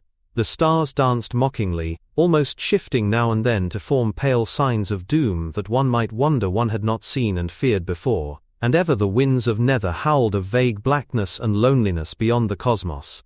Then through the glittering vault ahead there fell a hush of portent, and all the winds and horrors slunk away as night things slink away before the dawn. Trembling in waves that golden wisps of nebula made weirdly visible, there rose a timid hint of far-off melody, droning in faint chords that our own universe of stars knows not. And as that music grew, the shantak raised its ears and plunged ahead, and Carter likewise bent to catch each lovely strain. It was a song, but not the song of any voice. Night and the spheres sang it, and it was old when space and Nyarlathotep and the other gods were born. Faster flew the shantak, and lower bent the rider, drunk with the marvel of strange gulfs, and whirling in the crystal coils of outer magic. Then came too late the warning of the evil one, the sardonic caution of the daemon legate who had bidden the seeker beware the madness of that song. Only to taunt had Nyarlathotep marked out the way to safety and the marvelous sunset city, only to mock had that black messenger revealed the secret of these truant gods whose steps he could so easily lead back at will. For madness and the void's wild vengeance are Nyarlathotep's only gifts to the presumptuous, and frantic though the rider strove to turn his disgusting steed, that leering, tittering shantak coursed on impetuous and relentless, flapping its great slippery wings in malignant joy, and headed for those unhallowed pits whither no dreams reach, that last amorphous blight of nethermost confusion where bubbles and blasphemies at infinity's center the mindless demon Sultan Azathoth, whose name no lips dare speak aloud. Unswerving and obedient to the foul legate's orders, that hellish bird plunged onward through shoals of shapeless lurkers and caperers in darkness, and vacuous herds of drifting entities that poured and groped and groped and poured, the nameless larvae of the other gods, that are like them blind and without mind, and possessed of singular hungers and thirsts. Onward, unswerving and relentless, and tittering hilariously to watch the chuckling and hysterics into which the risen song of night and the spheres had turned, that eldritch scaly monster bore its helpless rider, hurtling and shooting, cleaving the uttermost rim and spanning the outermost abysses, leaving behind the stars and the realms of matter, and darting meteor-like through stark formlessness toward those inconceivable unlighted chambers beyond time wherein Azathoth gnaws shapeless and ravenous amidst the muffled, maddening beat of vile drums and the thin, monotonous whine of accursed flutes. Onward, onward through the screaming, cackling and blackly populous gulfs, and then from some dim blessed distance, there came an image and a thought to Randolph Carter the doomed. Too well had Nyarlathotep planned his mocking and his tantalizing, for he had brought up that which no gusts of icy terror could quite efface, home New England Beacon Hill, the waking world. For know you, that your gold and marble city of wonder is only the sum of what you have seen and loved in youth? The glory of Boston's hillside roofs and western windows aflame with sunset, of the flower-fragrant common, and the great dome on the hill, and the tangle of gables and chimneys in the violet valley where the many-bridged Charles flows drowsily. This loveliness, molded, crystallized, and polished by years of memory and dreaming, is your terraced wonder of elusive sunsets, and to find that marble parapet with curious urns and carven rail, and descend at last those endless balustraded steps to the city of broad squares and prismatic fountains, you need only to turn back to the thoughts and visions of your wistful boyhood. Onward, onward, dizzily onward, to ultimate doom through the blackness, where sightless feelers poured, and slimy snouts jostled, and nameless things tittered and tittered and tittered and tittered. But the image and the thought had come, and Randolph Carter knew clearly that he was dreaming, and only dreaming, and that somewhere in the background, the world of waking, and the city of his infancy, still lay. Words came again. You need only turn back to the thoughts and visions of your wistful boyhood. Turn blackness on every side, but Randolph Carter could turn. Thick though the rushing nightmare that clutched his senses, Randolph Carter could turn and move. He could move, and if he chose he could leap off the evil shantak that bore him hurtlingly doomward, at the orders of Nyarlathotep. He could leap off, and dare those depths of night that yawned interminably down, those depths of fear whose terrors yet could not exceed the nameless doom that lurked waiting at chaos' core. He could turn and move and leap, he could, he would. Off that vast hippocephalic abomination leaped the doomed and desperate dreamer, and down through endless voids of sentient blackness he fell. Eons reeled, universes died and were born again, stars became nebulae, and nebulae became stars, and still Randolph Carter fell through those endless voids of sentient blackness. Then in the slow creeping course of eternity, the utmost cycle of the cosmos churned itself to another futile completion, and all things became again, as they were unreckoned kalpas before. Matter and light were born anew as space once had known them, and comets, suns and worlds sprang flaming into life, though nothing survived to tell that they had been and gone, always and always, back to no first beginning. And there was a firmament again, and a wind, and a glare of purple light in the eyes of the falling dreamer. There were gods and presences and wills, beauty and evil, and the shrieking of noxious night robbed of its prey. For through the unknown ultimate cycle had lived a thought and a vision of a dreamer's boyhood, and now there were remade a waking world, and an old, cherished city to body, and to justify these things. Out of the void Sengak, the violet gas had pointed the way, and archaic Nodanes was bellowing his guidance from unhinted deeps. Stars swelled to dawns, and dawns burst into fountains of gold, carmine and purple, and still the dreamer fell. Cries rent the ether, as ribbons of light beat back the fiends from outside. And hoary Nodans raised a howl of triumph when Nyarlathotep, close on his quarry, stopped, baffled by a glare that seared his formless hunting horrors to grey dust. Randolph Carter had indeed descended at last to the wide marmoreal flights to his marvelous city, for he was come again to the fair New England world that had wrought him. So to the organ chords of morning's myriad whistles, and dawn's blaze thrown dazzling through purple panes by the great gold dome of the State House on the hill, Randolph Carter leaped shoutingly awake within his Boston room. Birds sang in hidden gardens, and the perfume of trellised vines came wistful from arbors his grandfather had reared. Beauty and light glowed from classic mantel and carven cornice, and walls grotesquely figured, while a sleek black cat rose, yawning from hearthside sleep, that his master's start and shriek had disturbed, and vast infinities away, past the gate of deeper slumber in the enchanted wood, and the garden lands and the Serenarian sea, and the twilight reaches of Inquinoc, the crawling chaos Nyarlathotep strode brooding into the onyx castle atop unknown Kadath in the cold waste, and taunted insolently the mild gods of earth, whom he had snatched abruptly from their scented revels in the marvelous sunset city,